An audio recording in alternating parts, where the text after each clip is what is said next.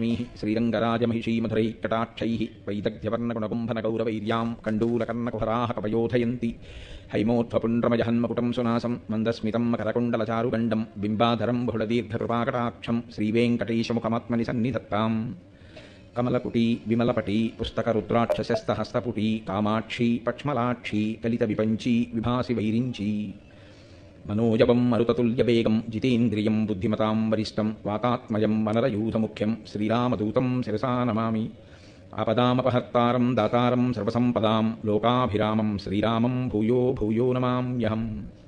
హరి ఓం. పరమేశ్వర స్వరూపమైన సభకి నమస్కారం.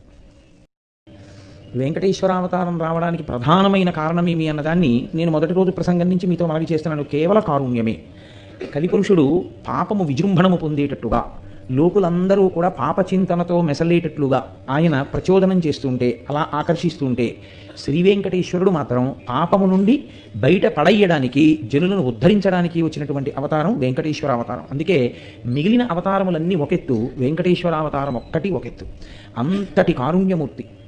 అందుకే తిరుమల వైకుంఠమనగ గైసేసిన మీ సలలిత కరుణాహృదయము కలనైనను మరువరాదు కంజదలాక్ష అంటారు.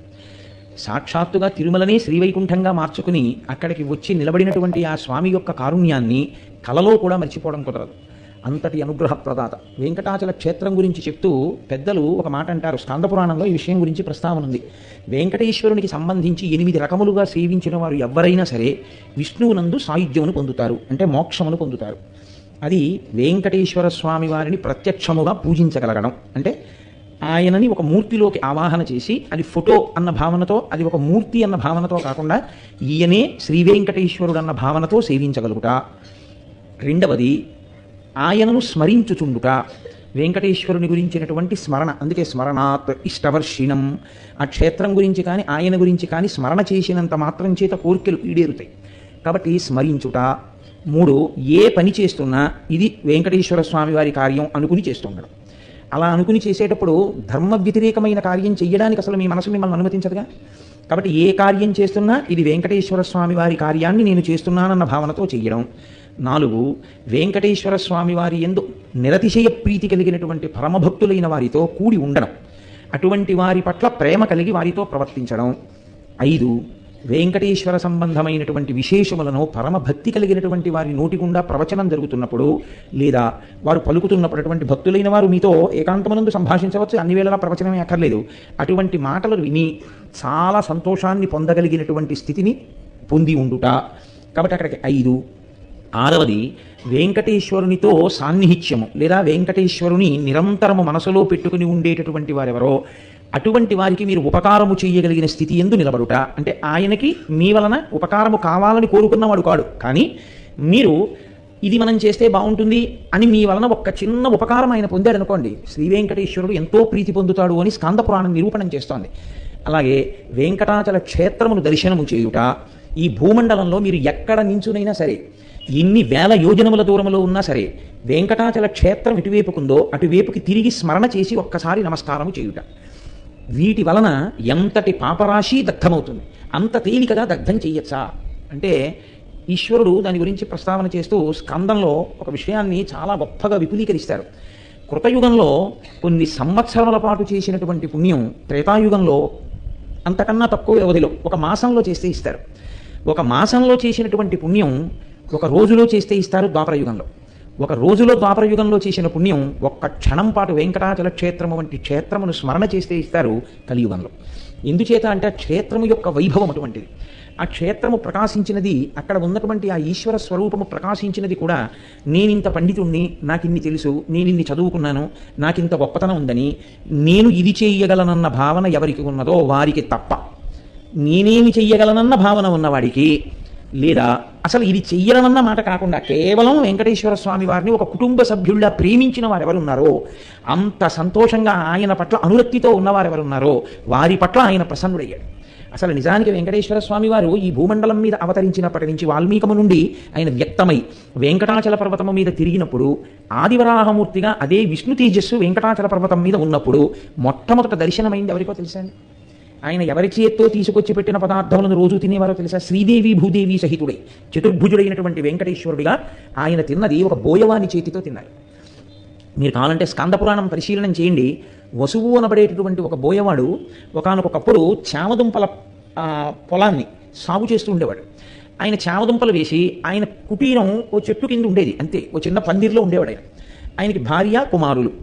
ఆయన రోజు కాసి ఆ చెట్టుకే, మీరు ఇప్పుడంటే ఈ అలవాటు తప్పిపోయింది, పూర్వం కొయ్యతో చేసినటువంటి వెంకటేశ్వర స్వామి మూర్తులు చాలా ఎక్కువగా ఉండేది. ఈ సంతలనగా లేకపోతే ఆ ఉత్సవాలు జరిగేటటువంటి దేవాలయ ప్రదేశాలలో ఎక్కడైనా దారుతో నిర్మాణము చేయబడిన వెంకటేశ్వర మూర్తులు ఉండేవి. ఆయన కూడా అలాగే ఒక చెట్టులో ఆ చెట్టు యొక్క కాండము మొదలు ఏది ఉంటుందో అక్కడే పరమేశ్వరుడు ఉన్నాడని ఊహ చేసేవాడు. మనం నైవేద్యం పెట్టడానికి ఆ బోయవాడు పెట్టడానికి తేడా ఏమిటో తెలుసా అండి? మనం నైవేద్యం పెట్టే ముందు ఇది మనమే తింటామని మన భావన.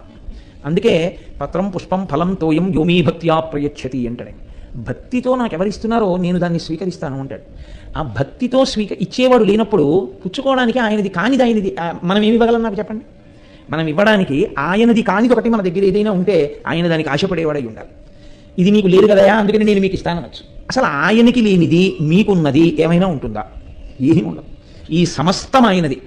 సమస్తము ఆయనదైతే నివేదన అన్న పేరుతో మనం చేసేది ఏమిటి అంటే కృతజ్ఞతావిష్కారము. ఈశ్వర ఇది మీరు నాకిచ్చారు అన్న భావన ప్రేమతో ఆవిష్కరించుటకే నివేదన అని పేరు. ఆ ప్రేమతో మీరు ఈశ్వర ఇది మీరిచ్చిందే, మీరు కొంచెం తినండి అని సంతోషంగా అక్కడ పెట్టారనుకోండి, మీ ప్రీతికి ఆయన కన్నులు విప్పి చూస్తాడు. ఆయన కన్నులు విప్పి చూచినది ఏదున్నదో అదే మీరు చేసినటువంటి నైవేద్యమును స్వీకరించుట తప్ప నిజంగా అసలు ఈశ్వరుడు పదార్థాన్ని తీసుకోవడం అనేది ఉండదు. ఎందుకంటే ఆయనకు అవసరమే లేదు. ఆయనకు అటువంటి ఆకలి దప్పిక అవి ఉన్నవాడేం కాడాయన. ఆయనే తినడం అంటూ వస్తే అంత తినాలి. అందుకని కన్ను విప్పి చూస్తాడంతే ప్రీతితో. అటువంటి పరమేశ్వర స్వరూపాన్ని అంత భక్తితో సేవించాడు ఆ బోయవాడు. అంత భక్తితో అన్నమాటకు అర్థం ఎంత పదార్థం తెచ్చాడని మీరు అడగండి. ఆయనకి పక్కనే కొంత పొలం ఉండేది. ఆ పొలంలో చామదుంపలు వేస్తుండేవాడు ఆయన. ఆయన రోజు ఏం చేస్తాడంటే ఏ రోజుకు ఆ రోజే ఉదయం వెళ్ళి ఆ చామదుంపల పొలంలోంచో 4 మొక్కలు పీకుతాడు. దాని వేర్లకి పట్టుకున్నటువంటి పచ్చి దుంప ఎంత ఉందో దుంపలు తీస్తాడు. వాటిని కాసి నీళ్లలో ఉడకబెడతాడు. ఉడకబెడితే అవి మెత్తగా అవుతాయి. మెత్తగా అయినటువంటి ఆ చామదుంపల మీద ఉన్నటువంటి ఆ పొర తీసేస్తాడు. లోపల నుంచి తెల్లగా ఉన్న చామదుంపలు ఇలా ముట్టుకుంటే ముద్దయిపోయేటట్టుగా ఉంటాయి. ఇప్పుడు ఒక దోణిలో తేనె పట్టుకొచ్చి ఆ తేనెలో ఈ చామదుంపలు వేస్తాడు. వేసి ఇవి పట్టుకుని తింత్రిణీ వృక్షం కింద ఆ చింత చెట్టు కింద పుట్టలోంచి బయటకు వచ్చి ఈయన కోసమే కూర్చునేవాడు వెంకటేశ్వర స్వామి. ఎలాగో తెలుసా అండి? శ్రీదేవి భూదేవి సహితుడై కూర్చుని ఉండేవాడు. ఈ బోయవాడు ఇది పట్టుకుని వెళ్ళేవాడు. వెళ్ళి స్వామి తినండి అనేవాడు. వచ్చావా ఇలాగి అని ఆ దుంపలు తేనెలో ఉన్నవి తీసుకుని ఆయన తింటూ ఉండేవాడు రోజు. వెంకటేశ్వరావతార ఆవిర్భావ సమయమునందు జరిగినటువంటి వృత్తాంతం అది. అది ఒకప్పుడు ఎంత చమత్కారానికి వెళ్ళిపోయిందో తెలుసా అండి? తన కొడుకుకి కాపలా ఉంచి చెట్టు కింద చామదుంపలు ఉడికించి అక్కడ గిన్నెలో పెట్టి తేనెలో వేసి వెంకటేశ్వర స్వామి వారికి పట్టుకెళ్ళి ఇస్తాడు. ఆయన పట్టుకెళ్ళి ఇస్తే వండుకున్నవన్నీ పట్టుకెళ్ళి అక్కడ పెడతాడు. మనం మహానైవేద్యం అంటే చెంచాడన్నా ఓ ఇంత పప్పు పెడతాం, మిగిలింది మనం తినాలని నాకు తెలుసు. అందుకని మహానైవేద్యం ఇప్పుడు వండిందంతా పెట్టిన పాపానే పోమని అసలు.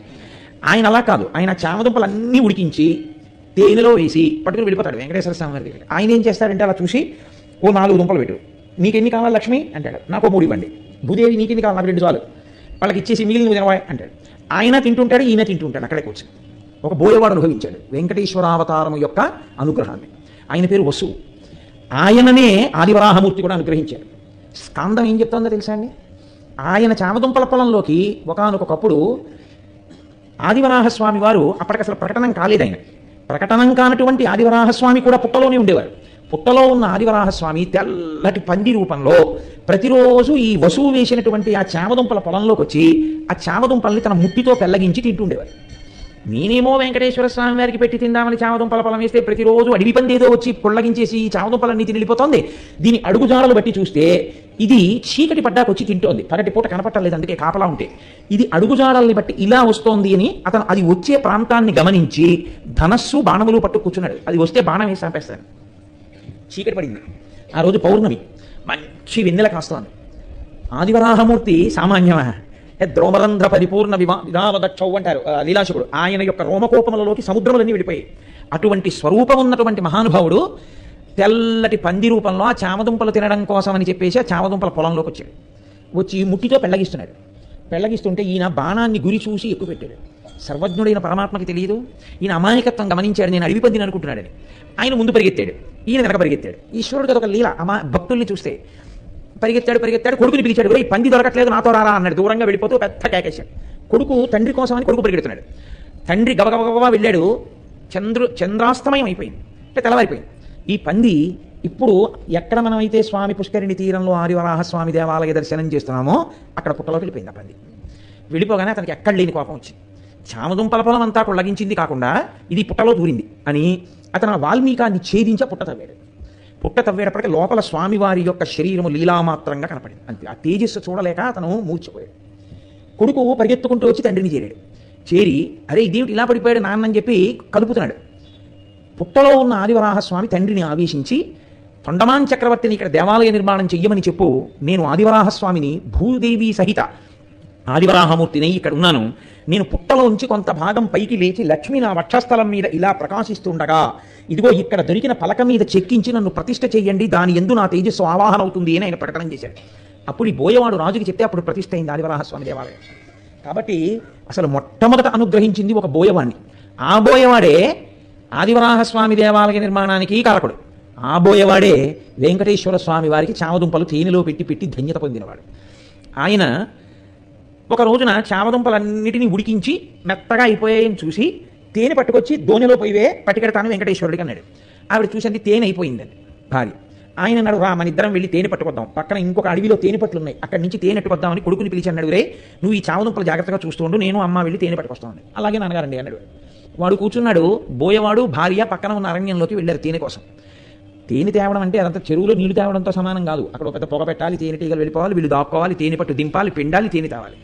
అదంతా చేసి తేనె పట్టుకుని వచ్చాడు ఆయన. ఆయన వెంకటేశ్వరుడితో కలిసి తింటాడు. అందుకని ఆ తేనె పట్టుకుని వచ్చే లోపల ఈ పిల్లవాడికి ఆకలేసింది. వీడికి ఏమిటి అలవాటు, నాన్నగారు రోజు అక్కడ పెట్టి తిని వస్తారు, అప్పుడే మనకి పెడతారు. కాబట్టి అక్కడికెక్కడికో వెళ్ళి పెట్టడం ఎందుకు, నాన్నగారు ఈ చెట్టేగా వెంకటేశ్వర స్వామి అంటుంటారు, కాబట్టి ఇక్కడ పెట్టేస్తే అయిపోదేంటి. వాడేం చేశాడంటే నాన్నగారు ఉడికించినవి పెడుతుంటారు, తేనెలో వేసి పెడతారు, ఇవాళ తేనె లేదుగా అని వాడు మళ్ళీ వాటిని తీసుకెళ్ళి అగ్నిహోత్రంలో బాగా పచనం చేశాడు. పచనం చేస్తే బాగా కాలిపోతే అవే పట్టుకెళ్ళి అక్కడ పెట్టి వెంకటేశ్వర తినన్నాడు. ఈ పిల్లవాడు నమ్మాడు ఉన్నాడు అక్కడ ఈశ్వరుడు అని, తినేశాడు చెట్టు రూపంలో ఈశ్వరుడు. తినేస్తే తండ్రి వచ్చాడు, వీడు మిగిలిన తినేశాడు. స్వామికి పెడితే తినేచ్చుగా, తినేశాడు వాడు. తండ్రి వచ్చాడు, ఏవిరా చామదుంపలు అన్నాడు. నాన్నగారండి ఈ చెట్టులోనేగా స్వామి ఉన్నారన్నారు, మీరు రమ్మన్నాను, ఆకలేసేస్తోంది స్వామి, ఉండలేను నాన్నగారు వచ్చే వరకు, నేను తినాలంటే మీకు పెడితే కానీ తినద్దంటారు కదా నాన్నగారు, మీరు వస్తే నా స్వామి మీరు తినేద్దరు కానీ నేను తినేస్తాను, రండి స్వామి అని అడిగాను, వచ్చారు, పెట్టాను, తినేశారు. తేనె లేదు కాబట్టి తేనె లేని దానికి పచ్చివి పెడితే బాగుండదని మళ్ళీ అగ్నిహోత్రంలో పడేశాను, బాగా కాలిపోయాయి, అవి పెట్టాను, ఆయన తినేశారు, నేను తినేశాను. తండ్రికి ఎక్కడ లేని కోపం వచ్చింది, చెట్టుకు పెట్టావా, తిన్నాడా వెంకటేశ్వరుడు, ఆయన అమాయకత్వం ఆయింది, ఎంత పనిచేశావురా అని ఆ చేతిలో కత్తి ఒకటి పట్టుకుని వెళ్ళాడు ఆయన. ఆ కోపంలో ఒళ్ళు తెలియకుండా కత్తెత్తి పిల్లాన్ని పడబోయాడు. చెట్టు రూపంలో ఉన్నాడు వెంకటేశ్వరుడిని నమ్మినటువంటి పిల్లవాడి యొక్క నమ్మకాన్ని రుజువు చేస్తూ ఇలా ఎత్తిన చేతిని చెట్టు రూపంలో ఉన్న వెంకటేశ్వరుడు పట్టుకున్నాడు. ఎవరు పట్టుకున్నారు చెయ్యని వెనక్కి తిరిగి చూశాడు. చతుర్భుజుడైనటువంటి స్వామి పట్టుకున్నారు అతని చేతిని. ఆయన చూసి కాళ్ళ మీద పడిపోలేదు, స్తోత్రాలు చేయలేదు. స్వామి మీకు పెట్టకుండా తినేశాడు అని కొడదాం అనుకున్నాను అన్నాడు. ఆయన అన్నాడు, వాడు నాకు పెట్టి తిన్నాడు.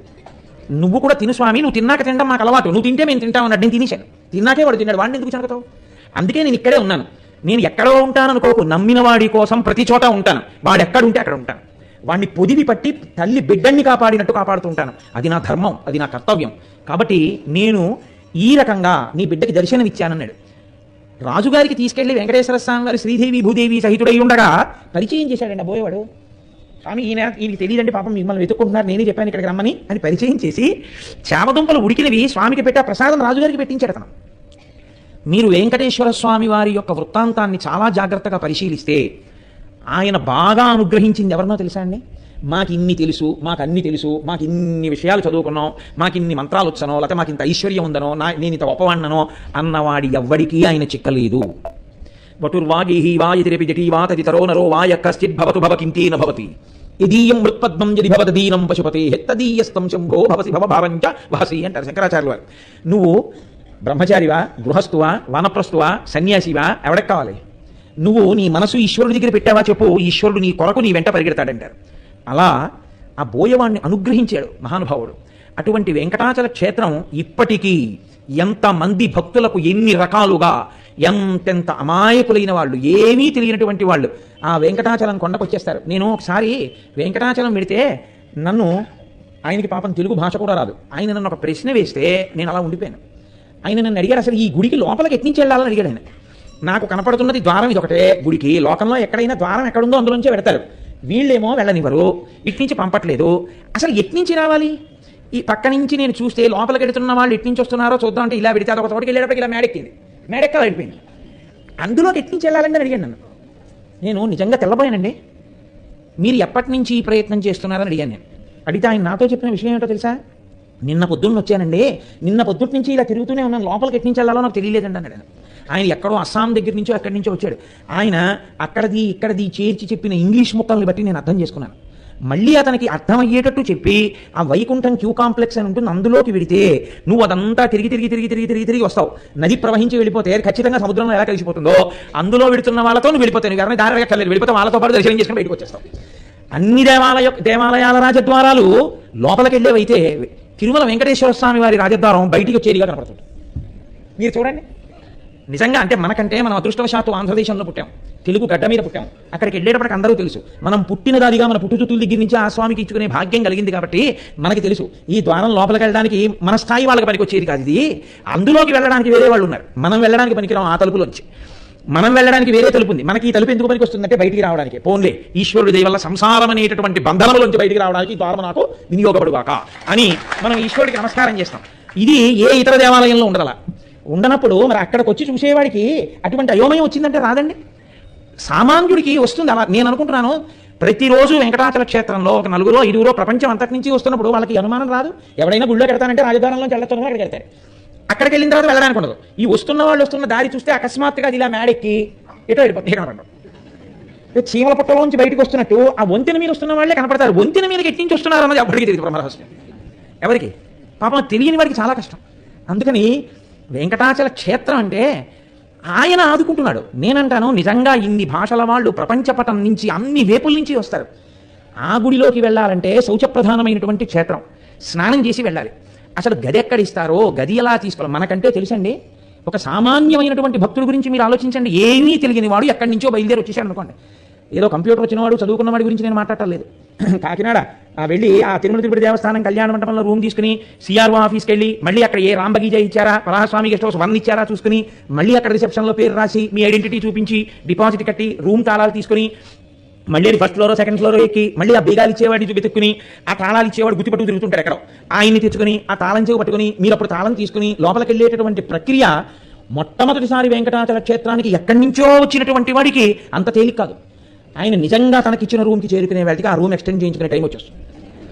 ఇంకా ఆయన గుళ్ళోకి ఎప్పుడు పెడతాడు, తలనీళ్ళు ఎప్పుడు ఇస్తాడు.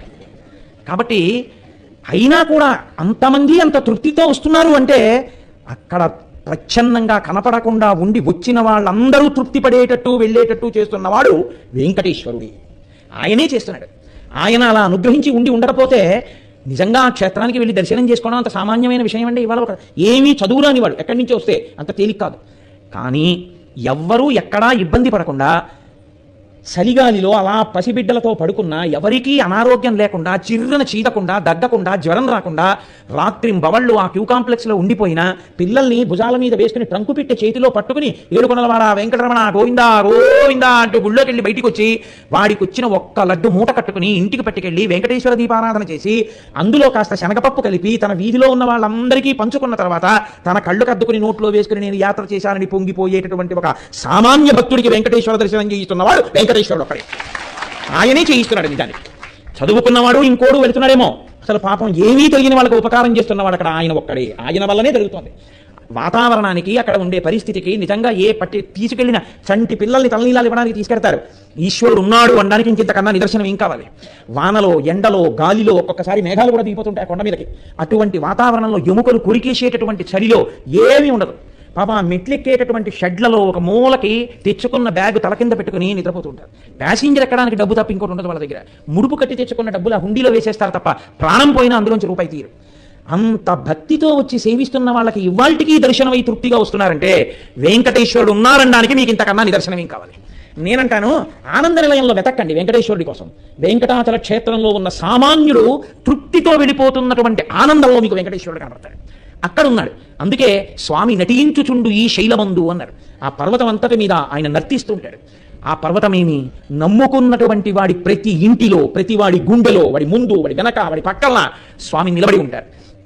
ఆనాటి నుండి ఈనాటి వరకు వెంకటేశ్వరానుగ్రహము అన్న మాటకు అర్థం ఏమీ నాకు తెలియదు స్వామి అని చెప్పినటువంటి వాడిని ఆయన అనుగ్రహిస్తాడు. నాకు ఇది తెలుసు అనుకున్నవాడినో, నేను ఇంత గొప్పవాడిని అనుకున్నవాడినో ఆయన అనుగ్రహించవలసిన అవసరమే లేదు. ఎందుకో తెలుసా అండి, ఈ లక్షణం ఆయనకి ప్రధానంగా ఎక్కడదంటే ఆయన ఎప్పుడు చెప్పుకున్నా మీరెవరు అంటే ఆయన మనకి చేస్తున్న ఉపకారాన్ని బట్టి మనం ఆయన్ని వెంకటేశ్వరుడిని పిలిచాం, కానీ ఆయన చెప్పుకున్నది నేను కృష్ణుడిని చెప్పుకున్నాడు. జనకో వసుదేవశ్చ దేవకీ జననీ మమ. నాకు దేవకీదేవి తల్లి, నా తండ్రి వసుదేవుడు, నా అన్నగారు బలభద్రుడు, నా చెల్లెలు సుభద్ర భగినీ మమ, నా చెల్లెలు సుభద్ర, నేను కృష్ణుణ్ణి అని చెప్పుకున్నాడు. కృష్ణుణ్ణి అని చెప్పుకున్నందుకు ఆయన వెంకటాచల క్షేత్రాన్నంతటినీ మధురగా మార్చాడు. అసలు అందుకే వెంకటాచల పర్వతం ఎక్కే ముందు ఒక శ్లోకం చెప్పకుండా ఎక్కవద్దు అని చెప్తుంది స్కందపురాణం. పాపములను దహించగలిగినటువంటి ఈశ్వర శక్తి ఆ పర్వతంగా మారింది. ఆయన క్రీడాద్రి, దాని మీద నీ కాలు పెట్టే అధికారం నీకు ఎక్కడుంది? క్షమార్పణ చెప్పి, ఈశ్వర నా పాదము పెట్టేటటువంటి అధికారం నాకు ఇయ్యి, నన్ను అనుగ్రహించు, లేకపోతే నా పాపం ఎలా పోతుంది అని క్షమార్పణ చెక్కి కొండ ఎక్కమని చెప్పింది స్కందపురాణం. రేపటి రోజున మీ అందరి సౌకర్యం కోసం నేను ఆ శ్లోకాన్ని తీసుకొచ్చి చదివి అవసరమైతే ఇక్కడ బోర్డు మీద రాయిస్తాను. చక్కగా మీ అందరూ రాసుకుని వెంకటాచల క్షేత్రానికి వెళ్ళేప్పుడు కొండ ఎక్కే ముందు ఆ శ్లోకం చెప్పి కొండ ఎక్కచ్చు. వెంకటేశ్వరుడు సామాన్యమైనటువంటి స్వామి కాదు, ఎంతో కాలమైన మాట్లాడారు. వెంకటాచల క్షేత్రానికి ఉన్న గొప్పతనం ఏమిటో తెలుసా అండి? ఏకకాలమునందు విష్ణు స్వరూపం ఒక ప్రమిదలో 2 జ్యోతులు వెలుగుతున్నట్టుగా ఒక్క విష్ణువు ఇద్దరుగా కదిలి, ఇద్దరుగా ఉన్న ఒక విష్ణువు ఒకరితో ఒకరు మాట్లాడుతున్నారు. ఒకే విష్ణువు ఇద్దరుగా ఉండి మాట్లాడుతున్నారు. దేనికి మాట్లాడుకున్నారో తెలుసా? నేను మీతో మొదటి రోజు ఉపన్యాసం దగ్గర నుంచి మనవి చేస్తున్నా. రామచంద్రమూర్తి తన ప్రవర్తన చేత ధర్మాన్ని లోకానికి నిరూపణం చేస్తే, కృష్ణ పరమాత్మ భగవద్గీతని బోధ చేసి లోకానికి అనుసరణీయమైన మార్గాన్ని ప్రబోధం చేస్తే, వెంకటేశ్వర స్వామి వారు ప్రబోధము చేయలేదు. కానీ ఆయన ఆవిర్భావం కదలిక దగ్గర నుంచి ఈ లోకంలో మనం ఎలా మెసలుకోవాలో ఆయన నేర్పారు. లోకధర్మము దేశాచారము అని ఒకటి ఉంటుంది. కలియుగ లక్షణం అంటే ఎలా ఉంటుందో ఆయన నిరూపించారు. అందుకే ఆయన తింత్రిణీ వృక్షం కింద ఉన్నటువంటి పుట్టలో ఉండేవారు. ఆయన ఎప్పుడు తొండమాన్ చక్రవర్తితో కూడా చెప్పారు, తింత్రిణీ వృక్షం జోలికి వెళ్ళవద్దు, ఆ పక్కన ఉన్నటువంటి సంపంగి చెట్టు జోలికి వెళ్ళవద్దు. ఎందుకో తెలుసా? ఈ వెంకటాచల పర్వతం మీద సాక్షాత్తుగా నేను ఏ వాల్మీకము నుండి ఆవిర్భవించానో అదే దేవకి వాల్మీకో సాక్షాత్, వాల్మీకో దేవకీ సాక్షాత్. ఆ వాల్మీకము పుట్ట ఉన్నదే, నేను బయటికి వచ్చిన పుట్ట అదే దేవకీదేవి. తల్లి దేవకీదేవిని నేను ఆ పుట్టగా మార్చుకున్నాను. నా తండ్రి అయినటువంటి వసుదేవుడు ఉన్నాడే, ఆయనే వసుదేవోదతింత్రిణి. ఆ వసుదేవుడే ఆ నీడ తిరగనటువంటి చింత చెట్టు. ఇప్పుడు లేదు, ఆ చింత చెట్టే వసుదేవుడు. ఈ శేషశైలం అనేటటువంటి పర్వతం ఉందే, ఈ శేషశైలం అనేటటువంటి పర్వతమే నా అన్నగారైనటువంటి బలభద్రుడు. నేను యమునా నదితో బాగా సంబంధం ఉన్నవాడను. నా పుట్టుక దగ్గర నుంచి నా రాసక్రీడ వరకు యమునా నది ఒడ్డుని. ఆయన పుట్టగానే ఆయనే చెప్పి ఆయనని తల మీద పెట్టుకున్నటువంటి వసుదేవుడికి యమున దారి ఇచ్చింది. నాకు యమునతో అంత అనుబంధం. స్వామి పుష్కరిణియే యమున. ఇక్కడ తిరిగేటటువంటి క్రూర మృగాలతో సహా ప్రతి మృగాలన్నీ కూడా నాతో కలిసి ఆడుకున్న గోపాల బాలురు. ఈ కొండ మీద ఎగిరేటటువంటి పక్షులన్నీ నాతో కలిసి విహరించినటువంటి గోపకాంతలు. కాబట్టి ఇది మథుర. నేను ఇక్కడ కృష్ణ భగవానుడిగా తిరుగుతుంటాను. ఆనాడు కృష్ణ భగవానుడు ఏమీ తెలియనటువంటి అజ్ఞానంలో ఉండి తలకడిగితే మొలకడగలేక, మొలకడిగితే తలకడగలేక, ఉదయం లేచి స్నానం చేయకుండా నిన్న వండిన సద్దన్నం పట్టుకుని ఉట్టిలో పెట్టుకుని అరణ్యానికి వెళ్ళి పశువుల్ని కాసి అందరి మధ్యలో కూర్చుని ఎడం చేతిలో అన్నపాత్ర పట్టుకుని నిలబడి దుమ్ముతో ధూళితో ఉన్నటువంటి శరీరాన్ని స్నానం చేత పవిత్రం చెయ్యకుండా ఆ అన్నం తీసి తినేటటువంటి లక్షణం ఉన్నటువంటి అసలు ఏ సంప్రదాయ నిష్ఠాలైనటువంటి పరమాజ్ఞులైన గోపాల బాలురు ఎవరున్నారో అటువంటి వారి మధ్య నేను కోరి కోరి తిరిగినటువంటి అవతారం కృష్ణావతారం. అంత సౌలభ్యం ఎవరికి నేను దొరికానంటే, ఏమీ తెలియనటువంటి వాళ్ళ మధ్యలో నేను ఆడుకున్నాను.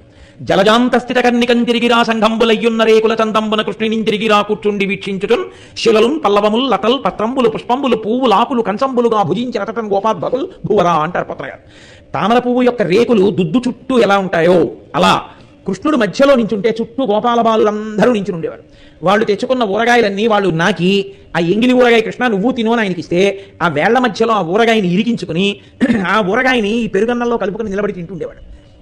అంత సౌలభ్యం. అందుకే ఆ లీలాశుకుడు కృష్ణకర్ణామృతాన్ని చేస్తూ అత్యద్భుతం అమృతభాండం లాంటి శ్లోకం ఒకటి చేశాడు. ఆయన అన్నాడు, గోపాల బాలక శతైరనుగమ్యమానం. ఆయన గోధూళి ధూసరిత కోమల గోపవేషం సాయంతనే ప్రతిగృహం పశుబంధనార్థం గచ్చంత మచ్యుత శిశుం ప్రణతోస్మి నిత్యం అన్నాడు.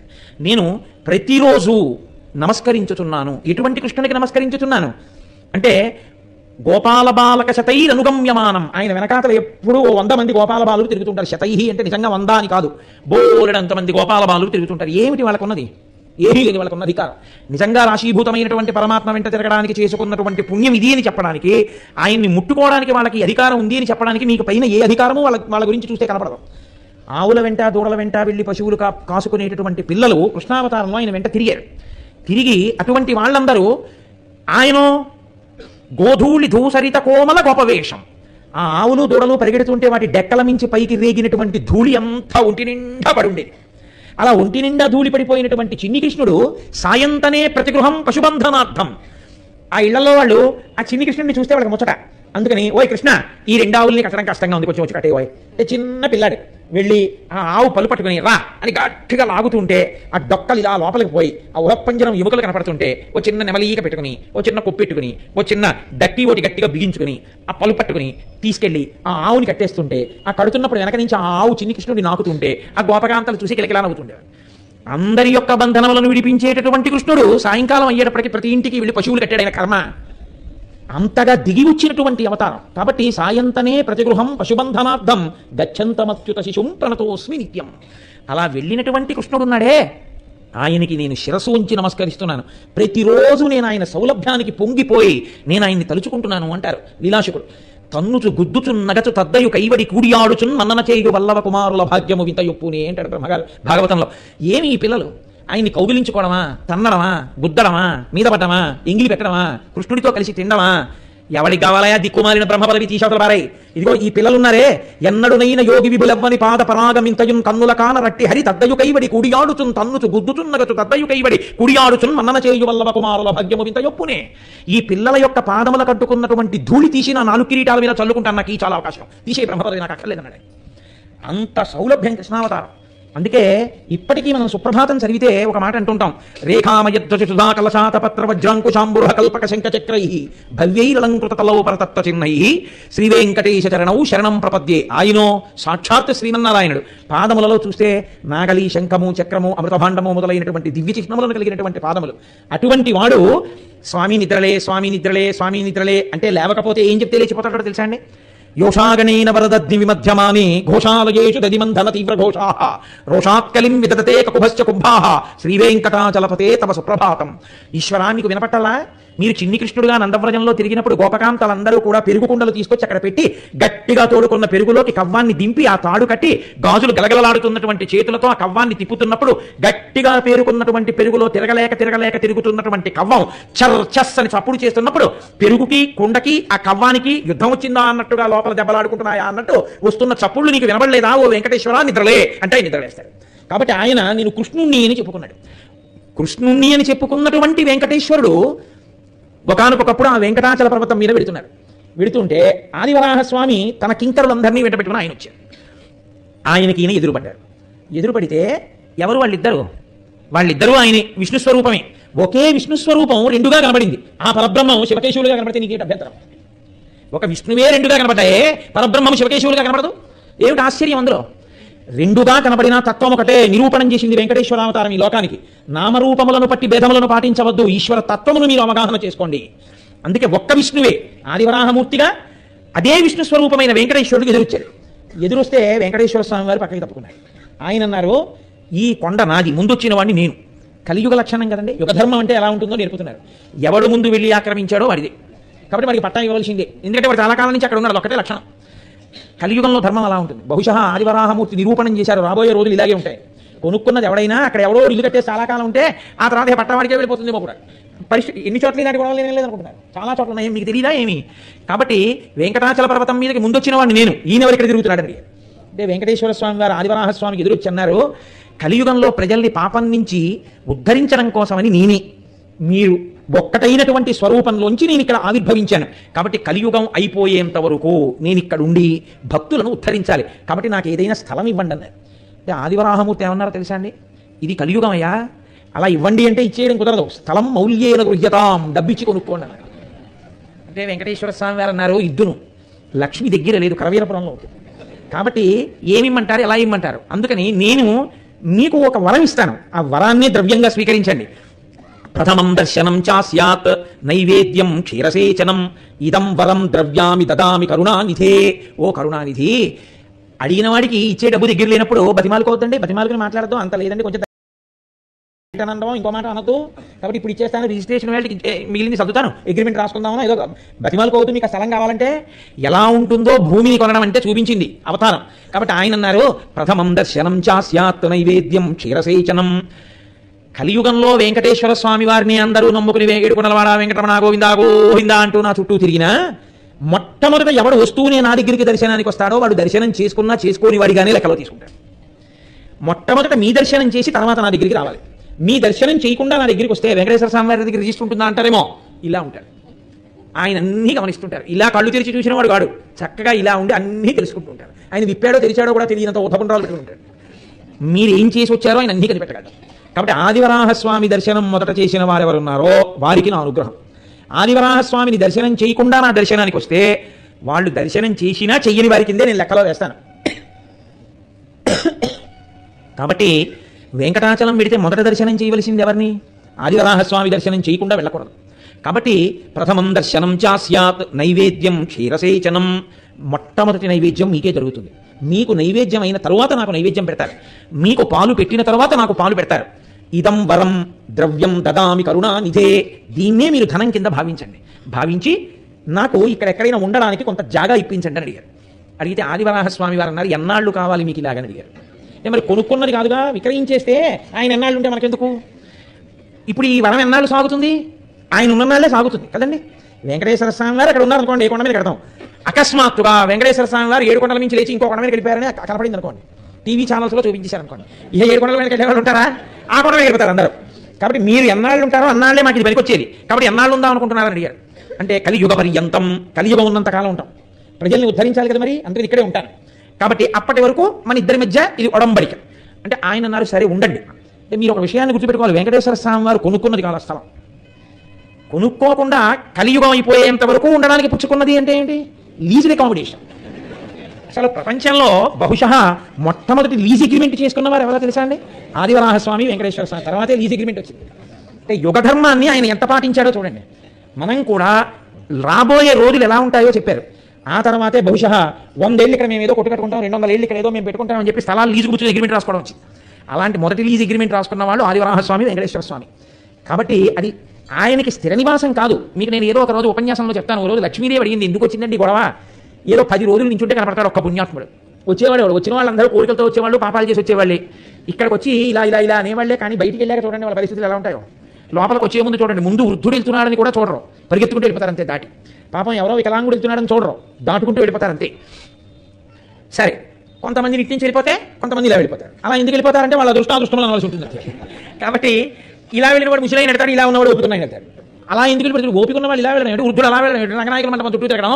అంటే వెంకటేశ్వర స్వామి వారు ఇంకా కాసేపు ఉండవాయి గుళ్ళో పెద్దవాడు అయిపోయావు కదా, మళ్ళీ మళ్ళీ రాగలమా, ఏమి వీడైతే మళ్ళీ రాగలే, ముందు వచ్చి పడిపోతాడు, నువ్వు అలా తిరిగి అన్నాడని మీరు తృప్తి పడిపోవాలి. మంచిదే కదా. మీరు ఏదో ఒక భావన చేత ఈశ్వరుని ఎందుకు భక్తిని నిలుపుకోవడం ప్రధానం తప్ప ప్రతి దాంట్లో లోపం ఎందుకు? కాబట్టి అక్కడ అటువంటి క్షేత్రం. కాబట్టి ఆయన ఆదివరాహస్వామి దగ్గర అనుమతి పొంది ఉన్నారు. కాబట్టి మీరు ఒక విషయాన్ని గుర్తుపెట్టుకోవాలి, ఆదివరాహస్వామి కూడా ఉన్నారు.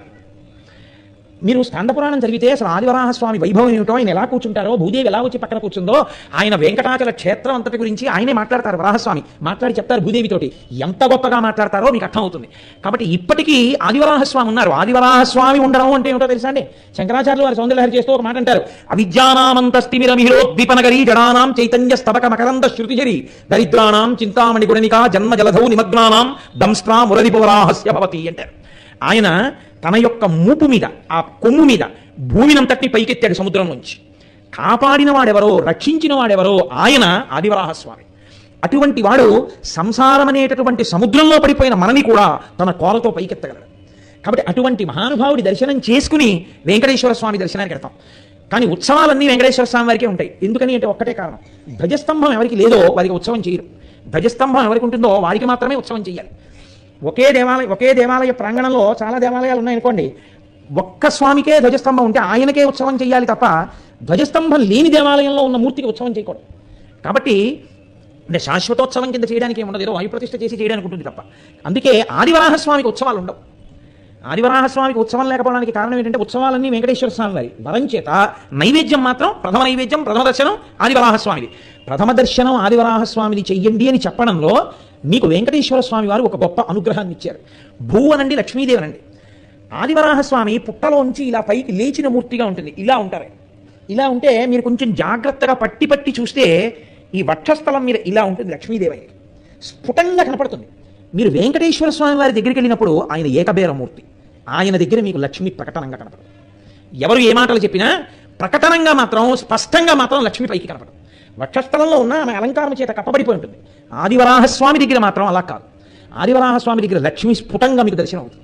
పైగా అసలు ఆదివరాహస్వామి దర్శనం చేత సంసారం అనేటటువంటి సముద్రంలోంచే పైకి రాగలరు. జనన మరణములు దేనివల్ల వస్తాయండి? పాపపుణ్యముల వల్లనే వస్తాయి. ఆ పాపపుణ్యములు అనేటటువంటి దాంట్లోంచి ఉద్ధరించగలిగిన వారి దర్శనం కన్నా మనుష్య జన్మకి కావాల్సిందే ఉంటుంది. మీరు స్కాంద పురాణం కానీ వరాహ పురాణం కానీ ఎప్పుడైనా చదవడం తటస్థిస్తే, లేదా మహాభారతంలో అనుశాసనిక పర్వంలో చిట్ట చివరిలో పార్వతీదేవితో పరమేశ్వరుడు మాట్లాడతాడు. మాట్లాడినప్పుడు కానీ మీరు చూస్తే మనం చేస్తున్నటువంటివి కొన్ని మనకి తెలియకుండా చేసేస్తాం. ఆ చేసేటటువంటి పాపకర్మల యొక్క ఫలితములను చూస్తే అయ్య బాబోయ్ అనిపిస్తుంది. ఇన్ని పాపములను తొలగించగలిగినటువంటి శక్తినంతటిని ఈశ్వరుడు ఎక్కడికి తీసుకెళ్లి నిక్షిప్తం చేశాడో తెలుసా అండి? స్వామి పుష్కరిణి ఎందు పెట్టాడు. ఆ స్వామి పుష్కరిణి స్నానం అదృష్టహేతు. అసలు పుష్కరిణి స్నానం ఎవరు చేస్తారో వాడు పిశాచ జన్మ నుంచి కూడా విముక్తమయ్యారు. ఆ పుష్కరిణిలో ఎవరు స్నానం చేస్తారో వాళ్ళ సమస్త పాప రాశి దగ్ధమైపోతుంది. ఈశ్వర తేజస్సు అంతా పుష్కరిణిగా ఉంది అక్కడ. అక్కడ సాక్షాత్తుగా ఆదివరాహమూర్తి భూదేవితో మాట్లాడుతూ ఒక మాట చెప్తారు. ఇక్కడ స్వామి పుష్కరిణి, పాండవ తీర్థము, తుంగుర తీర్థము, నారద తీర్థము, కుమారధార, ఈ 5 అత్యద్భుతం. పాప వినాశనం ఆకాశగంగా సరేసాయి. ఇవి స్నానం చేసి తీరాలి. కానీ ఇవాళ మన ప్రారంభం ఏమైపోయిందంటే, అసలు పురాణాలలో వ్యాసుడు ఎక్కడ దేని గురించి ఏది చెప్పాడో ఆ విషయాలను వివరణ చేస్తూ మీరు ఈ అవకాశాలని ఈ కొండ మీద వినియోగించుకోండి అని పరిచయ వాక్యాలతో కూడినటువంటి విషయాలు ఎక్కడ కనపడవు. కనపడకపోవడం వల్ల భక్తులు ఏం చేస్తున్నారంటే 3 మాటలో 4 మాటలో వెంకటేశ్వర స్వామి వారి దర్శనానికే పెడుతుంటారు. వెళ్ళడంలో ఏమైపోతుందంటే కృతకంగా రష్ పెరిగిపోయి మహాలఘు, అతి లఘు, అతి మహాలఘు దర్శనాల కింద మారిపోతుంది. అసలు నిజంగా కొండ మీద చేయవలసినటువంటి ఇతర విషయాల్ని కూడా స్పృహలో పెట్టుకుంటే అసలు ఆ కొండ మీద చూడవలసినవి, ఆ కొండ మీద చేయవలసిన స్నానం ఎన్ని అద్భుతాలు ఉన్నాయో. ఒక్కొక్క నెలలో ఒక్కొక్క తిథిలో ఒక్కొక్క తీర్థంలో స్నానం చేస్తే ఎంత శక్తి ఇవ్వగలదో. తీర్థము వేరు, నది వేరు. తీర్థము అన్న మాటకు అర్థం ఏమిటో తెలుసా అండి? తీర్థము అన్న మాట దేని యందు అన్వయం అవుతుందో వేదం చెప్పింది.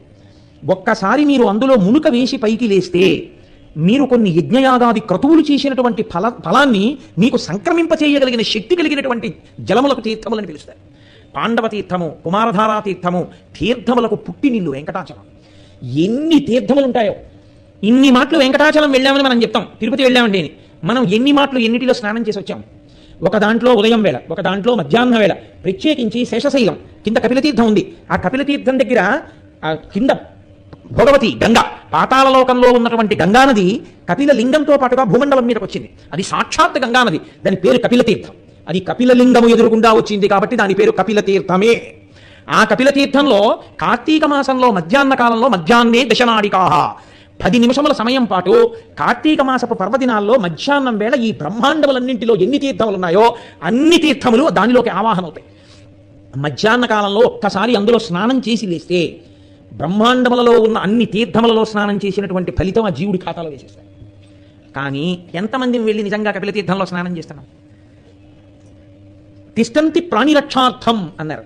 ఎందుకు అలా ఉంటుంది అంటే కలియుగంలో పుట్టేటటువంటి జనులు పాపకర్మ ఎక్కువ చేస్తారు. కలిపురుష లక్షణం ఏమిటంటే ఆకలి వేసింది, అన్నం అక్కడ ఉంది, వాడు ఏదో గొడవపడి అన్నం తినడం అనేస్తాడు. ఇప్పుడు అన్నానికి లోపమా, తినని వాడికి లోపమా? దెబ్బలాడడం ఒక బాధ, అన్నం తినకపోవడం రెండో బాధ, సిద్ధాంతాన్ని తిరస్కరించడం వల్ల ఇంట్లో లక్ష్మీ కటాక్షాన్ని పోగొట్టుకోవడం మూడో బాధ. తను తినవలసినటువంటి అన్నం తినకుండా అలాగే ఉండిపోయి ఆ అన్నం ఎవరికో ఇచ్చేయడం, ఇంటి యజమాని తినకుండా అస్తమానం గొడవలు పడ్డం, ఆ ఇంటి ఇల్లాలు కన్నులు నీరు పెట్టుకోవడం, ఎలా ఇల్లు వృద్ధిలోకి వస్తుంది? వేదం ఒక్క మాట చెప్తూ ఉంటుంది. లక్ష్మీ స్వరూపంగా ఆడపిల్లని ఎందుకు కన్యాదానం చేస్తారో తెలుసా అండి? లక్ష్మీదేవి కటాక్షించాలి అంటే మీరు ఎన్ని పూజలు చేశారన్న దాన్ని బట్టి కటాక్షించదు. వేదం చెప్తోంది, వేదమే ప్రమాణం. దంపతులు ఎంత సంతోషంగా ఉంటారో, దంపతులు కోపం వచ్చినా ఎంత తొందరగా మర్చిపోతారు, ఒకరికి కోపం వస్తే ఒకరు వెంటనే వారికి ఉపశాంతి కలిగేటట్టు ఎలా ప్రవర్తిస్తారు, సాధ్యమైనంత వరకు నవ్వుతూ తుళ్ళుతూ ప్రేమగా దంపతులు ఎక్కడుంటారో అక్కడ లక్ష్మీ కటాక్షం ఉంటుంది. ఇళ్లల్లో కలిసి రాకపోవడం అన్నది ఎక్కడ ఉంటుందో తెలుసా అండి? ఎన్ని పూజలు చేశారన్న దాన్ని బట్టి కాదు. ఇంటి ఇల్లాలు కళ్ళ నీళ్లు పెట్టుకునేటట్టు ప్రవర్తించి అస్తమానం భార్యాభర్త ప్రతిదానికి చెడి అంటే పెడి అని దెబ్బలాడుకునే చోట లక్ష్మి నివసించదు కలియుగంలో. పరమ ప్రేమతో దంపతులు ఎక్కడుంటారో అక్కడ లక్ష్మీదేవి యొక్క అనుగ్రహము చక్కగా పరిఢవిల్లుతుంది. కాబట్టి కలిపురుష లక్షణం ఏమిటంటే ఏ కటాక్షము మీకు కలగాలో ఆ కటాక్షమును మీరు విస్మరించేటట్టుగా చేస్తాడు. మీరు దాన్ని పొందకుండా చేస్తారు. అందుకే మీరు చూడండి, వైకుంఠం క్యూ కాంప్లెక్స్లో ఉన్న జనంలో ఎన్నో మంది స్వామి పుష్కరిణిలో స్నానం చేస్తే మీకు కనపడతారు. మీరు మన్నించగలిగితే నేను మాట అంటాను, నిజంగా స్వామి పుష్కరిణిలో స్నానం చేసేవాళ్ళు ఎవరో తెలుసా?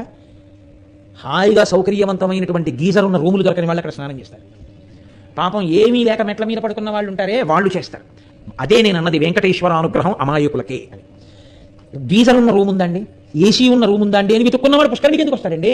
వాడు పుష్కరిణికి వస్తాడా? వాడు ఒక్కనాటికి రాడు. స్వామి పుష్కరిణి స్నానం అంతటి పాప నిర్మూలనం చేస్తుంది కాదు. అసలు స్వామి పుష్కరిణి గురించి ఏం చెప్పారో తెలుసా అండి? పుష్కరిణి స్నానం మాట అలా ఉంచవా, నువ్వు పుష్కరిణి చుట్టూ తిరుగుతూ పుష్కరిణి గాలి నీ మీదకి వస్తే చాలన్నారు. అంత గొప్పది పుష్కరిణి. అటువంటి పుష్కరిణి స్నానం, అటువంటి పాప వినాశన స్నానం, అటువంటి కుమారధారా స్నానం, అటువంటి తుంగురు తీర్థ స్నానం, అటువంటి ఆకాశగంగా స్నానం తిరుమల యాత్రలో అంతర్భాగం చేసుకున్న వాళ్ళం ఎంతమంది ఉంటున్నాం? అంటే మీరు మొహమాట పడకుండా నిర్మోహమాటంగా మనని మనం ఆత్మపరిశీలనం చేసుకోవడానికి ఈ 5 తీర్థాలలోనూ మేము స్నానం చేశామన్న వాళ్ళు ఉంటే ఒకసారి చెయ్యొద్దండి. వెంకటాచల క్షేత్రానికి ఇన్ని మాట్లాడతాం. ఈ 5 తీర్థాలలోనూ స్నానం కనీసం చేసి అనుగ్రహం పొందాలి అన్న విషయం మీకు తెలియకపోతే అది మీ తప్పు కాదు, ఒక్కనాటికి మీ తప్పు కాదు. అది ఎవరి తప్పో తెలుసా అండి? ఆ క్షేత్రంలో ఇంత గొప్ప ఉన్నాయని చెప్పవలసిన వాళ్ళు చెప్పకపోవడం వాళ్ళ తప్పు. చెప్పి ఉంటే తప్పకుండా స్నానాలు మీ అందరూ చేసి ఉండేవారు పాటికి కాదు. కనీసం వెళ్ళినప్పుడల్లా ఒక చోట స్నానం చేసి ఉండేవారు. మన దురదృష్టం ఏమైపోయిందంటే, అసలు పురాణం ఏం చెప్తోందో, అసలు ఆ క్షేత్ర వైభవం దేన్ని ప్రకాశింపచేస్తోందో దాన్ని అందించడంలో మనం విఫలమైపోతున్నాం. అందువల్లే కృతకంగా వెళ్ళిపోయి అందరూ ఎక్కడ నిలబడిపోతున్నారంటే ఆయన ముందే నిలబడిపోతున్నారు. ఆయన ఏం చేస్తున్నాడంటే, పోన్లేరా పాపం వీళ్ళకి తెలియక నా దగ్గరికే వస్తున్నారు, నా దర్శనమే వీళ్ళకి సమస్త తీర్థ స్నానాన్ని ఆయన అనుగ్రహించేస్తున్నాడు. ఆయన నిజానికి ఒక్క నా దగ్గరే నిలబడక్కర్లేదు, నువ్వు ఈ కొండ మీద ఎక్కడికి వెళ్ళినా నువ్వు అనుగ్రహింపబడతా ఉన్నాడు. అందుకే సాక్షాత్తుగా ఆదివరాహమూర్తి స్కందంలో చెప్పారు, యమునా నదియే స్వామి పుష్కరిణిగా ఉన్నది. యమునకున్న లక్షణం ఏమిటో తెలుసా అండి? యమున సూర్యుని యొక్క కూతురు, యముడు సూర్యుని యొక్క కొడుకు. యమునకి ముందుకెళ్ళడం తెలుసు, వెనక్కి రాదు. యముడు కాలంలో ప్రాణం తీస్తాడు తప్ప వదలడు. అటువంటి యమున దాటాలి అంటే 2 సందర్భాల్లోనే మీకు కుదురుతుంది. ఒకటి, కృష్ణుణ్ణి తల మీద పెట్టుకున్న వాడికి దారిచ్చింది. ఎవరు పరమేశ్వరుణ్ణి నెత్తి మీద పెట్టుకుంటాడో వాడికి దారిస్తుంది. అసలు స్వామి పుష్కరిణి దగ్గర ఉన్నటువంటి గొప్ప వైభవం ఏమిటో తెలుసా అండి? కోటేశ్వరరావు గారు చెప్పారు అని కాదు, నేను చెప్పింది యథార్థమో కాదో మీరు పరిశీలన చేయండి. అసలు నిజంగా స్వామి పుష్కరిణిలో స్నానం చెయ్యాలని మీరు కుతూహలపడి మీరు స్వామి పుష్కరిణి దగ్గరికి వెడితే మీకు ఎంత గొప్ప సన్నివేశం కనపడుతుందో మీకు నేను ఇవాళ చెప్తాను. మీరు బాగా జ్ఞాపకం పెట్టుకుని వెళ్ళండి. ఈసారి పుష్కరిణికి వెళ్ళినప్పుడు ఆ పుష్కరిణికి అన్ని వైపులా స్నానం చేయడానికి ఉండదు. మన ప్రారంభం ఏంటంటే ఏది చెయ్యకూడదో అదే చేస్తారు వీళ్ళు కూడా. అక్కడే బట్టలు ఉతకడం, అక్కడ మొహం కడుక్కోవడం, పిచ్చి పనులన్నీ అక్కడే చేస్తారు. కాబట్టి ఏ గట్టు మీదకి ఎవరు వెళ్లకుండా అక్కడ ఒక ఆయన నుంచి ఏలేస్తుంటాడు, ఎక్కడికి వెళ్ళదు. చక్కగా స్నానం చేసి అక్కడ కూర్చుని సంధ్యావందనం చేస్తుందా అంటే అవకాశం ఏముండదు. ఒక్క ప్రదేశంలోంచి లోపలికి వెళ్ళాలి. కానీ మీరు లోపలికి వెళ్ళినప్పుడు ఉన్నంతలో మీరు అనుభవించడానికి నేను అవకాశం చెప్తున్నాను. మీరు నిజంగా స్వామి పుష్కరిణిలో స్నానం చేసి ఇలా పైకొచ్చి ఒక్కసారి మీరు ఇలా దిగినప్పుడు నీటిలోకి దిగారు కదా, మీ పృష్ఠభాగం వెనక్కుంది, మీరు అటు తల తిప్పి ఓసారి ఇలా తలెత్తి చూడండి. చూస్తే మీకు ఆనంద నిలయ విమానం కనపడుతుంది. ఆ విమానమే చాలండి. ఆ ఒక్క విమానం దర్శనం చేసుకుంటాం. నేను రామ అవతల బొమ్మన్నారు ఇంద్రుడితో దేవతలు. ఎవడ కావాలయా నీ స్వర్గం? స్వర్గాపవర్గ నిరపేక్ష నిజాంతరంగా మాకు అక్కర్లేదు.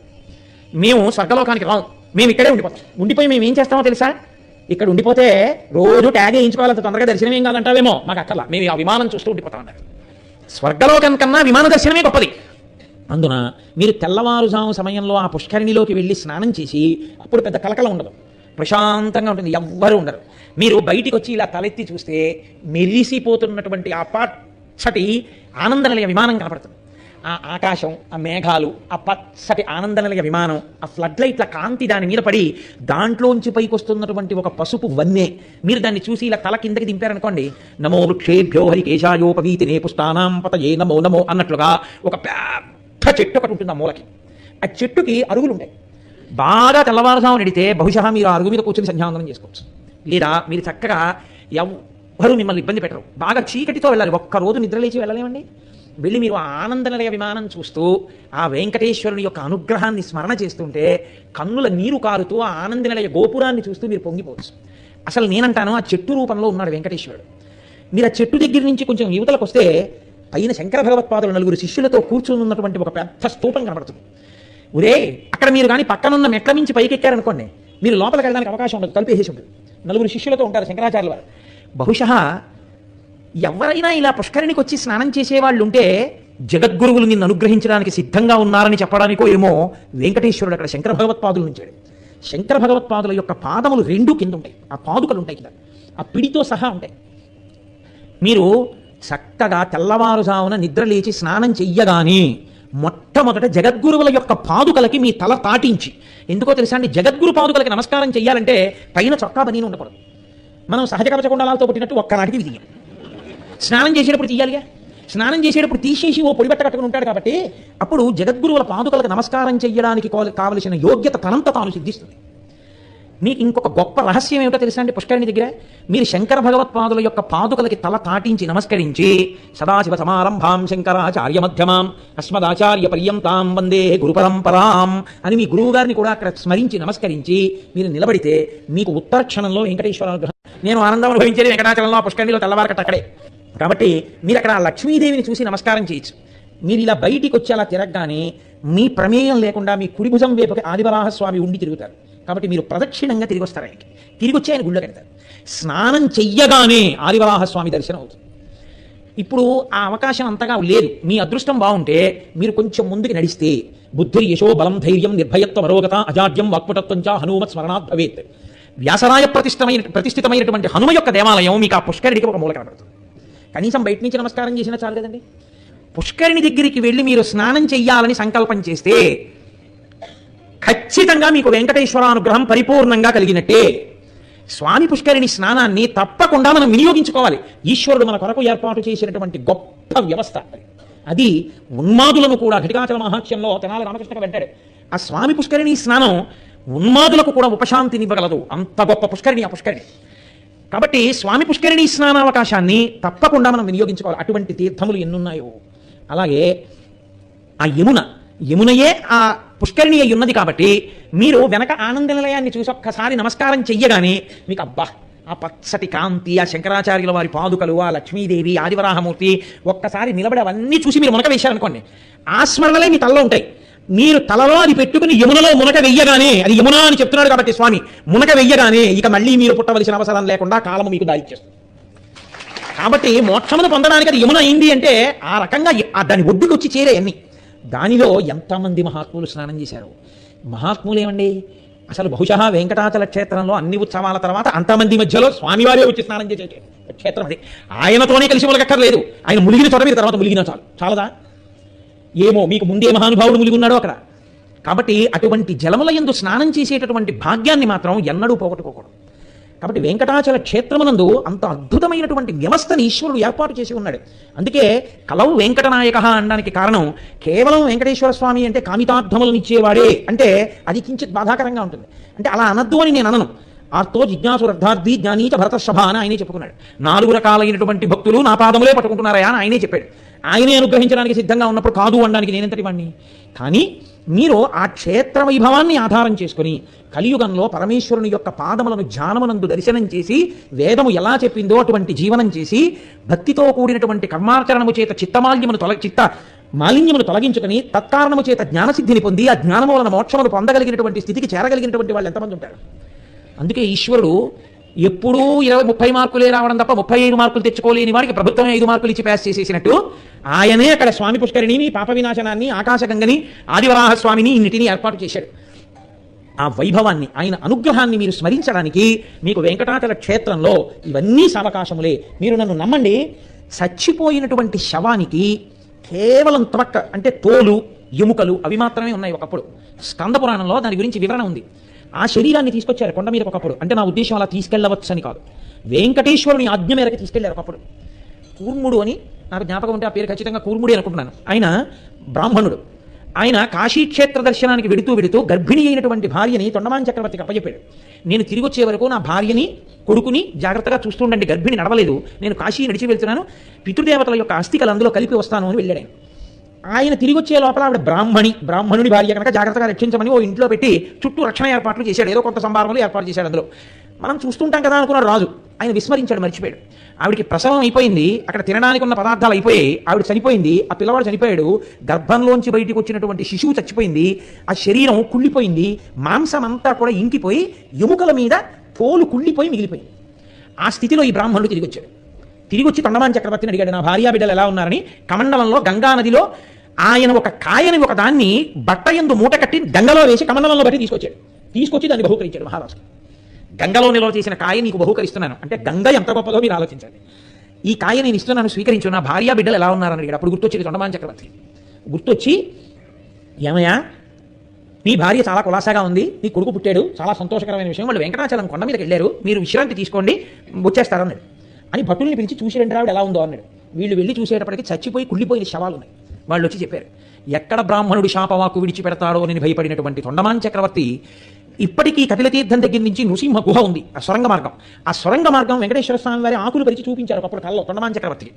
ఆ సొరంగ మార్గంలో ఆనందనీయ విమానం దగ్గరికి చేరుకున్నాడు. అప్పటికి శ్రీదేవి భూదేవి సహితుడై పడుకుని ఉన్నాడు వెంకటేశ్వర స్వామి. ఈయన గబగబా వెళ్ళడంలో సిగ్గుపడినటువంటి భూదేవి ఆ శయనం నుంచి లేచి నూతిలో దూకేసినాడు. ఇప్పటికీ అందుకే భూదేవి తీర్థం అంటారు ఆ నూతిని. ఆ నూతిలో ఉన్నటువంటి తీర్థంతో ఇప్పటికీ వంటలు అవి చేస్తుంటారు. కాబట్టి అంటే దూకేసిందంటే ఏదో అయిపోయిందని మీరు అనుకోకండి. ఆవిడ అప్పటికప్పుడు సిగ్గుపడి ఎవరికి కనపడకూడదని అందులో దూకింది. ఇప్పటికీ అందుకే నిర్మాల్యం ఆ నూతిలో వేస్తుంటారు. నువ్వు నిండిపోయింది కాబట్టి ఇప్పుడు తీసుకెళ్ళి ఎక్కడ కొండల మీద వేస్తున్నారన్నది వేరే విషయం అనుకోండి, తొక్కకూడదు. కాబట్టి కలియుగంలో అదో విచిత్రం. ఏ విష్ణాలయంలోనైనా పువ్వులు ఇస్తారు పెట్టుకోమని. ఒక్క వెంకటాచలంలో మాత్రం వెంకటేశ్వర స్వామి వారికి అలంకారం చేసినటువంటి పుష్పహారములను నిర్మాల్యంగా ఎవ్వరూ తలలో పెట్టుకోరు, ఎవరికి ఇవ్వరు కూడా. ఆ దండలో ముక్కలు తీయడం, లేకపోతే పువ్వులు తీయడం, అది చేతిలో పెట్టడం, కలకత్తుకుని తల మీద పెట్టుకోవడం, లేకపోతే కొప్పులో పెట్టుకోవడం అలాగే ఉండవు. వెంకటేశ్వరుడు ధరించినటువంటి పుష్పమాలలను శేషముగా ఇవ్వరు ఇక్కడ. అవి తీసుకెళ్లి ఏ కొండ మీదో వేసేస్తుంటారు. కాబట్టి ఈయన పరిగెత్తుకుంటూ వెళ్ళి వెంకటేశ్వర స్వామి వారిని ఆశ్రయించాడు. ఆయన అన్నారు, ఒక పల్లకీలో నీ భార్యలతో కలిపి ఎవరికీ తెలియకుండా తీసుకురా ఆ శరీరాలను అన్నారు. ఆ శరీరాలను తీసుకొచ్చి పాండవ తీర్థము అని ఉంది, మీరు ఇప్పటికీ వెళ్ళి చూడొచ్చు. శివకేశవుల మధ్య ఎంత అభేదం ఉంటుందో మీరు వెంకటాచలంలో చూడొచ్చు. వెంకటాచల క్షేత్రానికి నిజంగా రక్షణ చేస్తున్న వాడెవరో మీకు తెలుసా? పరమశివుడు. అక్కడ క్షేత్రపాలకుడు రుద్రుడు. ఒక పెద్ద శిల రూపంలో ఉంటాడు ఆయన. ఆ శిల పూర్వకాలంలో తలుపులు వేసిన తర్వాత లోపల దొల్లేది. ఒకనొకప్పుడు ఎవరో పిల్లాడు ఆ శిల కింద పడిపోయాడని ఆ శిలని తీసుకొచ్చి పాండవ తీర్థంలో పెట్టారు. ఇప్పటికీ ఉంది క్షేత్రపాలక శిల. నాతో వెళ్ళినప్పుడు చాలా మందిని నేను అక్కడికి తీసుకెళ్లి చూపించాను కూడా. అక్కడే గుహలో మలయాళ స్వామి వారు చాలా కాలం తపస్సు చేశారు. ఆ గుహలో ఇప్పటికీ కృష్ణ పరమాత్మ పాండవుల చేత కురుక్షేత్రంలో చేసినటువంటి ఆ హింసకి, అక్కడ చేసినటువంటి ఆ ఎంతో మందిని చంపినటువంటి పాపం పోవడానికి గోదానం చేయించారు. ఆ ఘట్టాలన్నీ అక్కడ రాతి మీద చెక్కబడి ఉంటాయి కూడా ఇప్పటికీ. అక్కడికి తీసుకొచ్చి ఆ శవాన్ని ముంచారు, ఆ మిగిలిన ఎముకల్ని తోలు. వెంటనే ఆవిడ బతికింది. ఆవిడ బిడ్డలు బతికారు. బతికి ఆవిడంది, అదేమిటి నాకు ఏదో వెంకటేశ్వర స్వామి వారి కడుపులో ఉన్నట్టు, నేను ఏడుకొండల మీద ఉన్నట్లు కనపడింది అంది ఆవిడ. ఇది ఆనాటి నుంచే వెంకటేశ్వరుడు మాట్లాడడం మనిషి. ఇంత దారుణంగా తయారైంది కాబట్టి ప్రపంచం, రాజులే ఇలా తయారయ్యారు కాబట్టి నేను భక్తులను ఆవహించి మాట్లాడతాను తప్ప నేను ఇక నా నోటితో మాట్లాడనని మౌనం వహించారు. బహుశా కలియుగంలో నిజంగా ఈశ్వర దర్శనం అనేటటువంటి మాట మౌనము చేతనే తప్ప నిజంగా వాగినంతసేపు, ప్రార్థనలు చేసినంతసేపు, పైకి చెప్పినంతసేపు ఈశ్వర దర్శనము కాదు. యథార్థమునకు అన్నీ ఎందులోకి వెళ్ళిపోవాలంటే మౌనంలోకి వెళ్ళిపోవాలి. ధ్యానంలో నిశ్శబ్దంగా కూర్చుని లోపలికి వెళ్ళడం అలవాటైతే ఇక్కడ అవ్వాలి ఆయన దర్శనం. ఇది సూచించడానికేనేమో ఆయన ఆనాటి నుండి మౌనమే, పద్మపీఠం మీద అలా నిలబడి అప్పటి నుంచి ఇప్పటి వరకు దర్శనం. రాతిమూర్తి అని మీరు అనుకోకండి, అది రాయి కాదు. నేను మీకు మళ్ళీ మనవి చేశాను, స్వేచ్ఛయా క్రీడతే తత్ర ఇచ్ఛారూపం విరాజిత. ఆయన ఆ రూపాన్ని తనంత తాను స్వీకరించి నిలబడి ఉన్నారు తప్ప అది రాయి కాదు, రప్ప కాదు. సాక్షాత్ స్వామియే అక్కడ అలా నిలబడి అందరికీ దర్శనమిస్తున్నారు. అటువంటి వెంకటేశ్వరుడు కలియుగంలో ఒక గొప్ప ధర్మాన్ని నిరూపణం చేశాడు అవతార ఆవిర్భావ కాలమనందు. అసలు ఆయన రావలసిన అవసరమే ఉంది అంటే, ద్వాపర యుగంలో ఆయన అమ్మకు ఒక మాట ఇచ్చాడు. ఏమా మాట అంటే, యశోద ఆయన ఒక మాట అడిగింది. నేను అమ్మా అని పిలిపించుకున్నాను నీ చేత, నువ్వు ఎంతో సంతోషంగా నా చుట్టూ తిరిగావు, ఆడుకున్నావు, నా స్తన్యమును తాగావు, నేను పెట్టిన గోరుముద్దలు తిన్నావు, నేను నీకు ఇలా వేలు చూపించి భయపెట్టాను, నీ నడుముకి తాడేసి కట్టేశాను, ఇన్ని అనుభవించాను. కానీ నీ కళ్యాణం మాత్రం ఒక్కటి కూడా నేను చూడలేదు. అన్నీ దేవకీదేవే చూసింది, నేను ఒక్క కళ్యాణం కూడా చూడలేదయా. మనస్సీదతి మే కృష్ణ తవ కళ్యాణ వీక్షణే దర్శయస్వ రమానాథ జగదానందకారక అందావిడే. జగత్తుకంతటికీ ఆనందం ఇచ్చేవాడా? కృష్ అంటే నిరతిశయ ఆనంద స్వరూపుడు కృష్ణుడంటే. కాబట్టి అంతటి ఆనందం ఇయ్యగలిగిన వాడా, నాకు కూడా ఆనందం ఇయ్యి, నీ కళ్యాణం చూడాలని నాకు కోరికగా ఉంది అని. అమ్మ అన్న మాటకి ఆయన ఇచ్చిన గౌరవం ఏమిటో తెలుసా అండి? ఈశ్వరుడు అమ్మని చూడని వాడికి వెంకటేశ్వర దర్శనం ఫలితం ఎందుకు ఇస్తుందండి? ఆయన నాడు అమ్మ ఈ మాట అంటే ఆయన అన్నారు, అమ్మ వచ్చే అవతారంలో నేను వెంకటేశ్వరుడిగా ఉండగా నా పెళ్లికంతటికి పెద్దరికం నీదేనమ్మా, నువ్వు బకుళమాలిక అన్న పేరుతో వస్తావు. ఆ రోజున నేను నిన్ను తల్లిగా భావన చేసి, నిన్ను నేను తల్లిగా సేవించి, నీవే నా పెళ్లికి పెద్దరికం వహించి నా పెళ్లి చేస్తావమ్మా అన్నారు. అందుకే ఆ యశోదయే ఆదివరాహస్వామి వారి దగ్గర పాచకి అంటే వంట చేసే ఆవిడిగా వచ్చింది. ఆవిడ్ని చూడగానే వెంకటేశ్వర స్వామి వారు గుర్తుపట్టారు, యశోదయే ఈ రూపంలో వచ్చిందని. ఆ వకుళమాలిక ఆవిడ్ని మనం వకుళమాత అంటుంటాం. ఆవిడ వెంకటేశ్వర స్వామి వారితో వాల్మీకి దగ్గరికి వెళ్ళిపోయింది. ఆవిడ పని ఏమిటంటే రోజు వెంకటేశ్వర స్వామి వారికి ఆ కింద పడినటువంటి ధాన్యాన్ని ఏరి తెచ్చి అన్నం వండి అక్కడ అడవిలో దొరికినటువంటి కాయలు కూరలు వండి అన్నం పెట్టేది. ఎలాగో తెలుసా అండి, వండి నోటికి అందించి పెట్టేది. ఒక చోట పురాణంలో ఒక మాట ఉంది, ఒక మాట అన్నారు, లౌకికమాపశయ్యాం యథాయుగాంతే వటపత్రశాయి అందావిడ. ఈయన తల కట్టుకుని చాలా చికాకు వచ్చిన వాళ్ళ పడుకున్నాడు. ఏమిటో వటపత్రశాయిలా అలా పడుకున్నావు పిల్లడా, నువ్వు అన్నం తినకపోతే నాకు మనసు అదోలా ఉంది, అంత వంట చేశాను లేపింది ఆవిడ. అంత స్వాతంత్ర్యం ఇచ్చాడు తల్లికైనా. అటువంటి వకుళమాలిక ఆయనకి తల్లిగా వచ్చి పద్మావతి పరిణయం చేయించింది.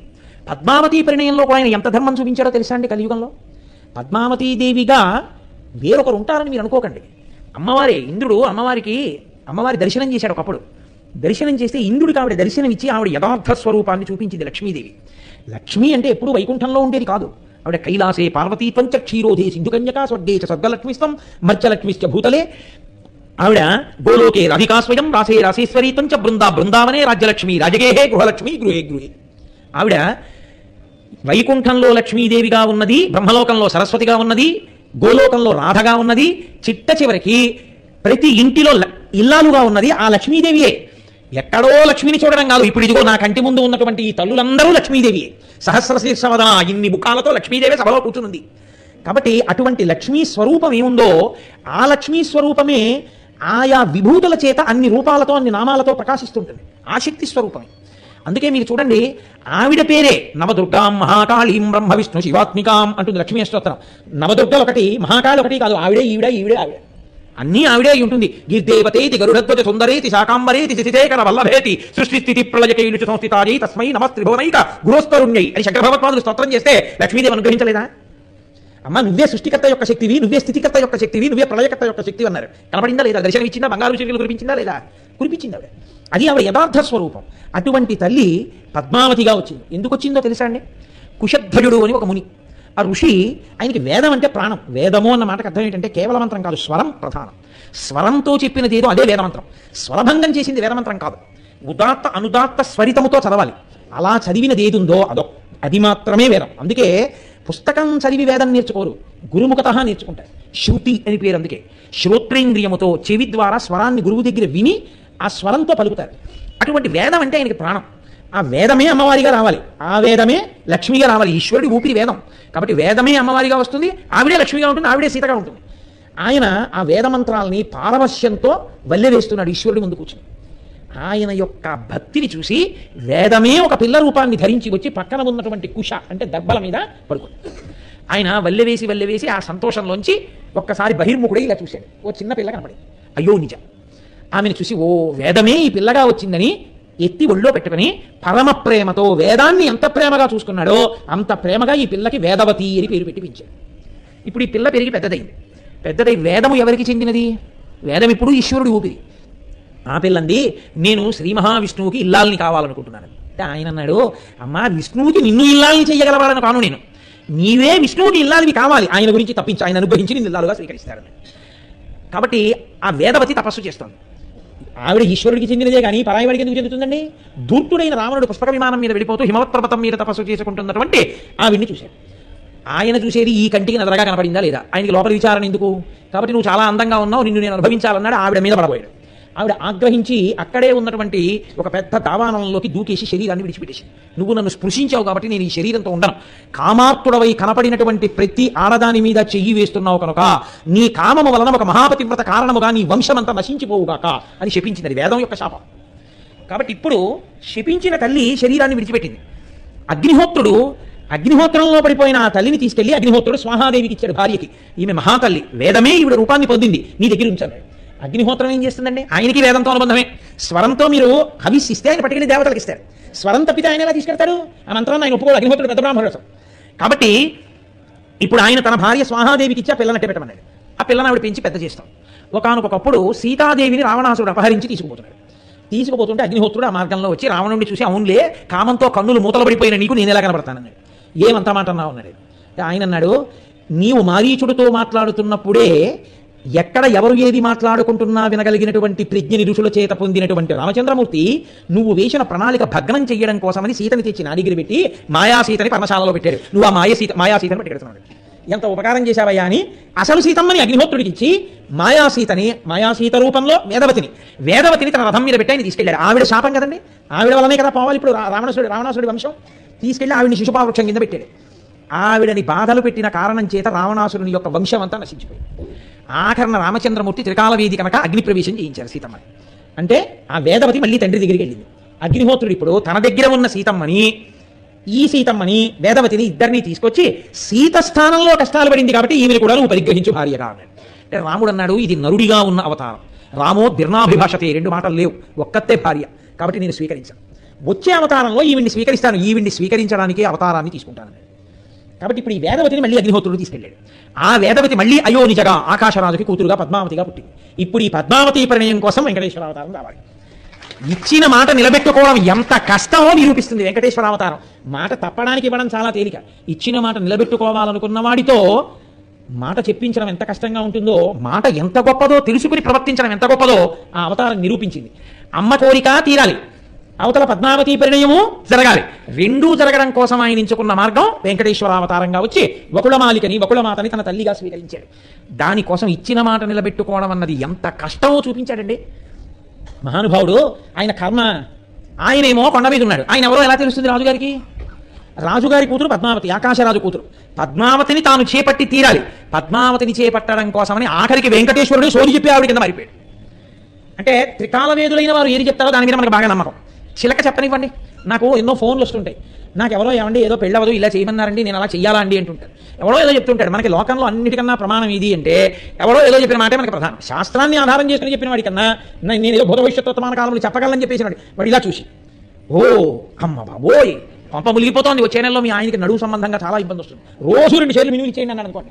వాడికి నడువుకి ఏమైనా అవుతుందో ఆవిడ వెంటనే ఏమనుకోవాలి, ఎన్ని మాటలు కడిగినా పోని గీతలు గీసినటువంటి వాడి కాళ్ళు నేను పట్టగా ఆయన నడుగా అవుతుంది అందాం. మినువులు ఇవ్వకపోతే ఏదో అయిపోతుందని ప్రతిరోజు 2 సార్లు మినువులు ఇచ్చేసి వాడికి ఏమీ అవదు, శుభ్రంగా ఉంటాడు. ఆ మినువుల వల్ల అలా ఉంది, ప్రతి నెల ఆయన దర్శనానికి వెళ్తాడు. అదో ప్రారంభం. అంటే నేను శాస్త్రీయంగా చెప్పేవాళ్ళని నేను విమర్శించట్లేదు, ఏదో నోటి వాక్కుగా చెప్పడం అనేటటువంటిది అలా ఉంటుంది. సోదిగా చెప్పడం అనేటటువంటిది చెప్పగలిగిన ప్రజ్ఞ ఈశ్వరాంశ అలా చెప్తుంటారు కొంతమంది. కాబట్టి వెంకటరమణుడు సోది చెప్పే ఆవిడిగా వెళ్ళాడండి. ఆయన కర్మ అది. అంటే ఇచ్చిన మాట నిలబెట్టుకోవడానికి ఆయన ఎంత కష్టపడవలసి ఉంటుందో చూపించాడు.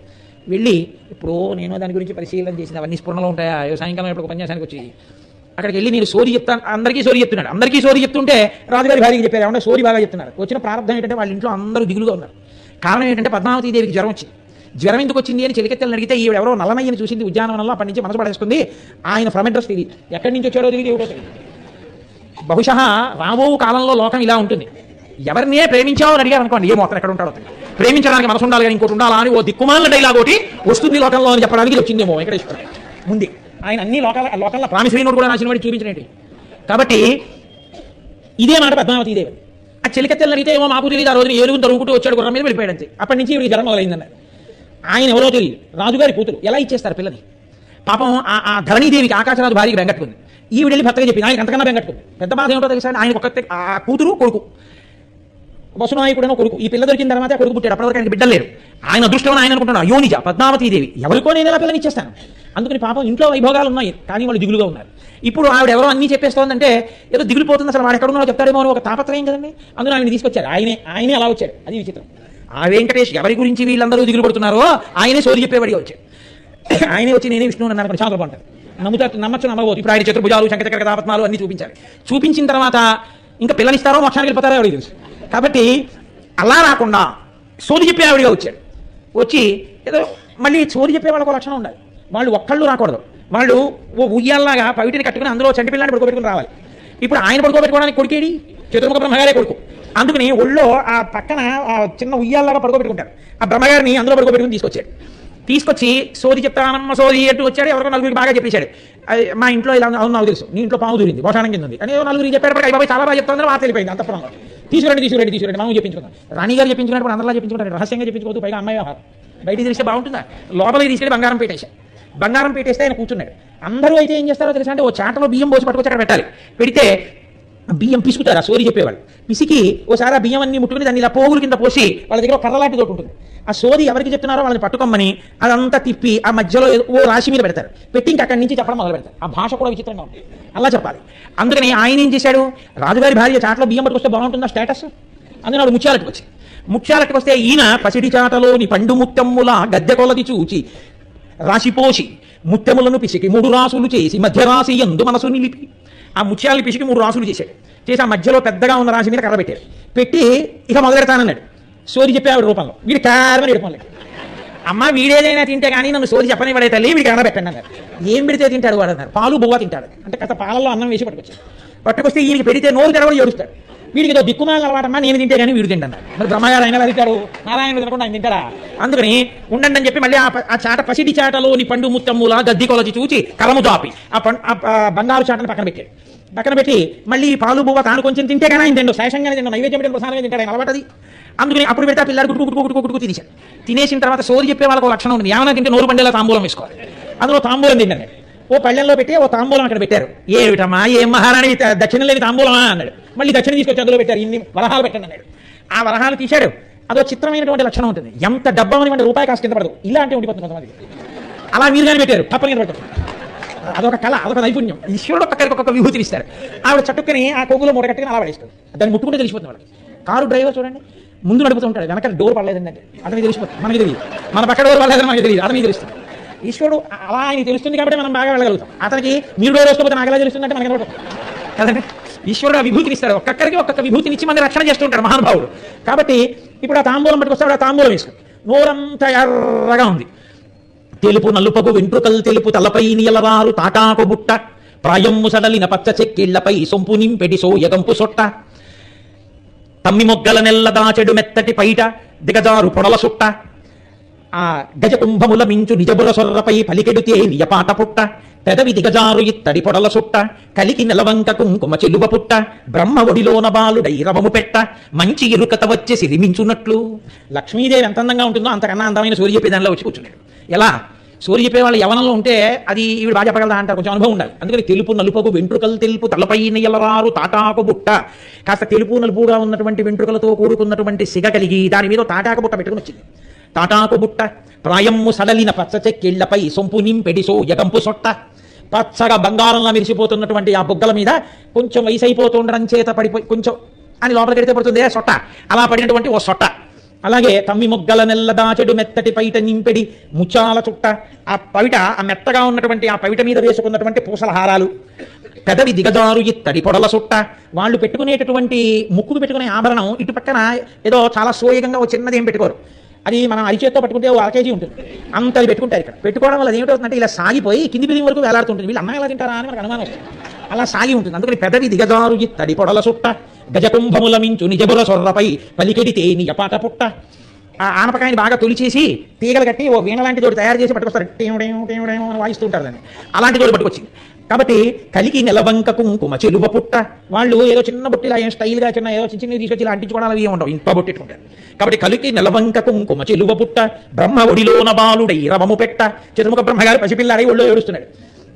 మంచి ఎరుకత వచ్చే సిరిమించున్నట్లు ఆమె సోరి చెప్పడానికి వచ్చింది. వచ్చి ఆ బియ్యం అంతటిని పిసికి పోగులెట్టి మధ్యరాశి ఎందు మనసు నిలిపి ఆ మధ్యరాశి మీద కర్ర పెట్టించి ఆ వచ్చినటువంటి ఆ ధరణీదేవిని పట్టుకోమని స్వామి శ్రీయప్పతిగా నెలకొన్నవాడా శ్రీ మహాలక్ష్మిని చేకొన్నవాడా ఏదాలు బొమ్మన్నకి చిన్నవాడా పాదైన పెనుగొంట పట్టిన్నవాడా సూకాల రూపుతో సొగసైన దేవా చేకొన్న బాలుణ్ణి చేకొన్నవాడ మరుగుజ్జ రూపాన మహికొన్న దేవా దొరకడకరాయన్న దొంగల్లవాడ నల్లోడ పిల్లోడ సల్లన్ని దేవా సల్లగా గొడ్డల్ని సారించినోడ ముద్దుగా వచ్చేటి బుద్ధైన దేవా పెద్దగా నడిచేటి సక్కున్న దేవా బ్రహ్మాండనాయుడా భక్తరచ్చకుడా బదరినారాయుడా బంధమోత్సకుడా కంచి కామాక్షి కాశీ విశాలాక్షి మధుర మీనాక్షి బెడమాడ కనకదుర్గమ్మ శ్రీకాళహస్తి జ్ఞాన ప్రసూనాంబ వాక్కీయరే నాకు వాక్కీయరే పలుకీయరే మంచి పలుకీయరే అని మొదలుపెట్టి ఎడమ చెవి చూపితే బురిదే అనుకో, గడ్డాన్ని చూపితే బుర్రోడు అనుకో, తల్లి నీ మనసులో కలవరం తెలిసిందే తల్లి, బొల్లిగడ్డనికి తిరిగేటటువంటి నామాలు పెట్టుకున్న నల్లనయ్య అరణ్యంలో కనబడ్డాడే అమ్మ, నీ కూతురు మనసంతా వాడి మీద పారేసుకున్నాదే తల్లి, వాడి కోసమే ఆయన కోసమే ఈమె పుట్టిందే తల్లి, అడవిలో తిరిగేవాడు కోనలో ఉండేవాడు బుర్రోడు వాడికిచ్చి బుర్రిదాన్ని పెళ్లి చేయడం అనుకుంటున్నావేమోనే అమ్మ, అలా చెయ్యకపోతే నీ వంశం అంతా పాడైపోతుందే తల్లి, నా మాట వినవే అమ్మా, వాడు శంఖచక్రాలు పట్టుకున్నవాడు బొల్లిగడ్డనికి తిరిగేటటువంటి పంగనామాల వాడే అమ్మా, వాడే ఈ లోకాలన్నింటినీ కాపాడేవాడే, వాడికిచ్చి పెళ్లి చెయ్యవే తల్లి, ఆ తల్లి లక్ష్మీదేవే నీ కడుపున పుట్టిందే అమ్మ, నా మాట వినవే. అయ్య బాబోయ్ నిజంగా శ్రీ మహావిష్ణువునే మా అమ్మాయి పెళ్లి చేసుకోవాలనుకుంటుందా, తప్పకుండా ఇస్తామని పెద్ద తాంబూలం ఇచ్చారు. ఆ తాంబూలం తీసింది చీరలో ఇలా మడిచేసి ఆ పిల్లాడు ఏడుస్తుంటే వాడిని తీసుకుంది జోకొడుతూ బయటికి వెళ్ళిపోయింది, అంత అర్థానం అయిపోయింది. ఇంతకీ పద్మావతి పరిణయం తర్వాత ఇంద్రుడు గారి ఆయన కర్మ సోది చెప్పేవాడి కింద రావడం అంటే ఇచ్చిన మాట నిలబెట్టుకోవడానికి అంత కష్టపడ్డాడు. కన్న తల్లికి ఇచ్చిన మాట నిలబెట్టుకుని వకుళమాతగా స్వీకరించినందుకు ఎక్కడ పెట్టాడో తెలుసా అండి తల్లిని? మా అమ్మ మా దగ్గరే ఉంటుందండి, మా అమ్మగారిని నేను చూస్తున్నానండి అంటాం మనం. ఆయన ఎక్కడ పెట్టాడో తెలుసా అండి? ఈ తప్పుడు మాట మాట్లాడకు, అమ్మని నేను చూస్తున్నానన్న మాట జీవితంలో అనకు, నీ అదృష్టం అమ్మ చేతి అన్నం తింటున్నాను. అందుకే ఎంత పెద్ద అధికారి కానివ్వండి, ఆయన తల్లి ఎక్కడ ఉంటుంది? పిల్లాడంతా అలిసిపోస్తాడు, వాడికి వంకాయ పచ్చిపులుసు అంటే ఇష్టం, ఉండండి అలా చేస్తే వాడు తినడం, వాడికి ఆ వంకాయ బాగా పొయ్యి మీద కాల్చి పొగవాసన రాకుండా ఎక్కడ నల్ల తొక్క లేకుండా తీసేసి ఆ చింతపండు పులుసు పోసి పిసికి పోపు పెట్టి తయారు చేసి పెడితే కందికుండా ఇంత నెయ్యి వేసి ఆ వంకాయ పచ్చిపులుసు పోస్తే అమ్మ ఇంకేం అక్కర్లేదమ్మా వాడు జుడుకు తింటాడు, మీ మొహం మీకు రాదు, అది పొక్కం పోస్తే వాడు తినడం, ఉండండి నేను కాలుస్తాను కలజోడు పెట్టుకుని ఆవిడ వచ్చి జాగ్రత్తగా అడుగట్టు నుంచి ఆ వంకాయ కాలుస్తుంది. అమ్మ అన్న మాటకు అర్థం కడుపు తెరవడమే. అమ్మ అంటే నువ్వు బతకాలని చూసేదిరా, నీ కోసం తన రక్తమాంసాలు ధారపోస్తుంది, నేను చచ్చిపోయినా పర్వాలేదు వాడు బతకాలంటుంది. అలాంటి అమ్మకి నేను అన్నం పెడుతున్నాను అనకు, అమ్మ చేతి అన్నం తింటున్నానరా అని లోకానికి సందేశం ఇవ్వడానికి ఆయన అమ్మని ఎక్కడ పెట్టాడో తెలుసా అండి? వెంకటాచలంలో ఆనందనిలయ విమానం దగ్గర ఇప్పటికీ వకుళమాత ఎదురుగుండా ఉన్న గోడకి కన్నాలు ఉంటాయి. ఆ కన్నాల్లోంచి ఆవిడ వంటశాలలోకి చూస్తుంటుంది వెంకటరమణుడికి కావలసినటువంటి నివేదనలు తయారు చేయించడానికి. అమ్మ ఎక్కడో ఉండడం, ఈయన వెళ్ళి చూసొస్తుండడం కాదు, ఆయన ఎంత హడావిడిగా ఉన్నా అమ్మ అక్కడ ఉంటుంది. అమ్మ పెట్టిన అన్నం ఆయన తింటాడు.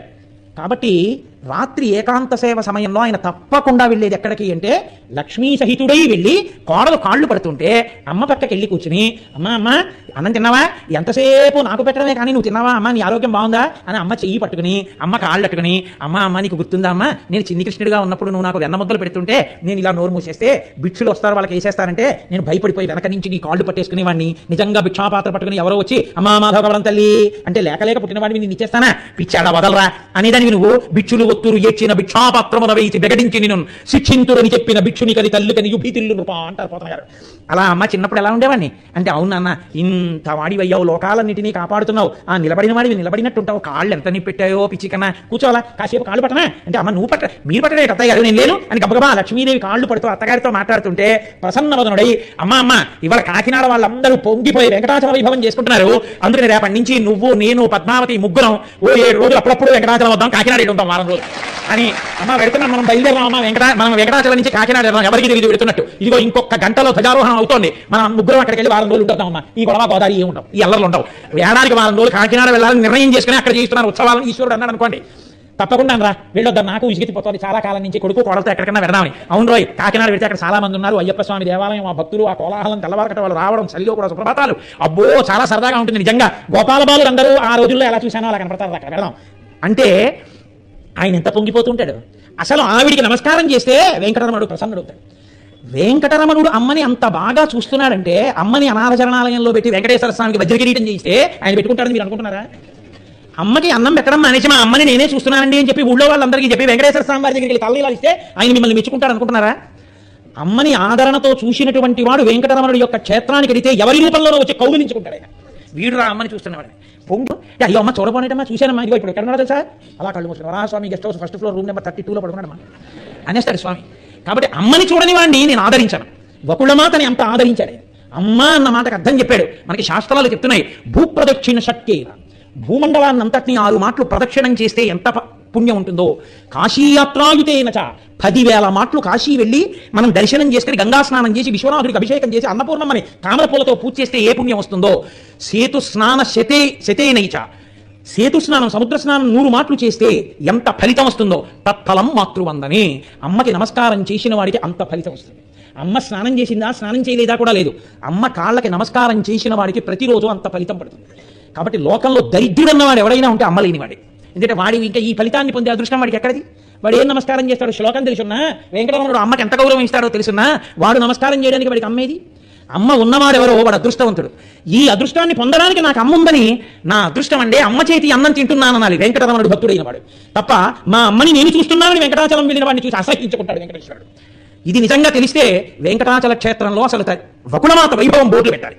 పిల్లల్ని యాత్రకు వెళ్ళినప్పుడు తప్పకుండా వకుళమాత దర్శనం చేసుకోండి అని మనం ప్రోత్సహించాలి. మన పిల్లల్ని తీసుకెళ్లి ఆ వకుళమాత ఎవరో ఏ యశోద తల్లిగా వచ్చిందో ఇప్పటికీ అమ్మ చేతి అన్నం తినడానికి వంటశాల దగ్గర ఆవిడ ఎలా కూర్చుంటుందో మన పిల్లలకి నేర్పితే ఈ దేశంలో అనాథ శరణాలయాలు, తల్లిదండ్రులు ఉండేటటువంటి ఓల్డ్ హోములు పెట్టవలసిన అవసరం ఎక్కడా ఉండదు. ఎవరి తల్లిదండ్రులని వాళ్ళు ప్రేమతో చూస్తారు. వెంకటాచల క్షేత్రం ఇన్నిటిని నిరూపణ చేసిన క్షేత్రం.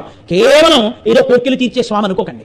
ఆయన రావడంలో, నిలబడ్డంలో, నడవడిలో ఆయన ఇన్నింటిని మానవాళికి నేర్పినటువంటి మహోదాత్తమైనటువంటి అవతారం. అటువంటి అవతారం కారుణ్యమూర్తి. అటువంటి స్వామివారి ఉత్సవాల ప్రారంభ సూచనగా ఇంకొక 10 నిమిషాల్లో ధ్వజారోహణ. గరుత్మంతుడు పతాక రూపంలో ధ్వజాన్ని ఆశ్రయించి పైకి లేస్తాడు. అది చూస్తే ఉత్సవ ప్రారంభం ఉత్తంటే తలెత్తి చూచుట, ఓ మా స్వామివారి ఉత్సవాలు ప్రారంభమవుతున్నాయి అని పొంగుతో ఇలా తలెత్తి ఎవరు చూస్తారో వాడిని చూసి ఆయన పొంగిపోతాడు. వీడు నా కోసం ఇంత పరిశ్రమిస్తున్నాడు. కాబట్టి ఇప్పుడు ఇది అవగానే మనందరం లోపలికి వెళ్ళి చక్కగా ధ్వజారోహణ కార్యక్రమాన్ని చూద్దాం. నేను మంగళం చెప్పగానే ఆడవారు కొంచెం ముందుకు నించోడానికి అవకాశం ఇవ్వండి. ఎందుకంటే వారు స్వతంత్రంగా పురుషుల వెనకాల ఉంటే వాళ్ళు గబుక్కుని ముందుకొచ్చి చూడడానికి వాళ్ళు కొంచెం ఇబ్బంది పడతారు. కనుక నేను ప్రతిరోజు మీకు విజ్ఞాపన చేస్తున్నాను, మనం స్త్రీని గౌరవించడంలోనే హుందాతనం ఉంది. సుప్రభాత దర్శనంలో కూడా మొదటి దర్శనం సువాసినులదే. కాబట్టి ఆడవారు ముందు వెళ్ళి నించుంటారు, వెనక మగవాళ్ళం అందరం నించుందాం. నించుని చక్కగా ధ్వజారోహణ కార్యక్రమం చూసి బయలుదేరదాం. రేపటి కార్యాన్ని మీకు మంగళం చెప్పి నేను ఒక్కసారి ఒక నిమిషంలో పరిచయం చేస్తాను. రేపటి కార్యక్రమం ఒకటే చెప్తాను. మనం రేపటి తెల్లవారుజాము నుంచి ఆ కార్యక్రమంలో ఉందాం. మంగళాశాసన ఆచార్య పురోగమై సర్వైశ్య పూర్వైరాచార్యై సత్కృతాయాస్తు మంగళం.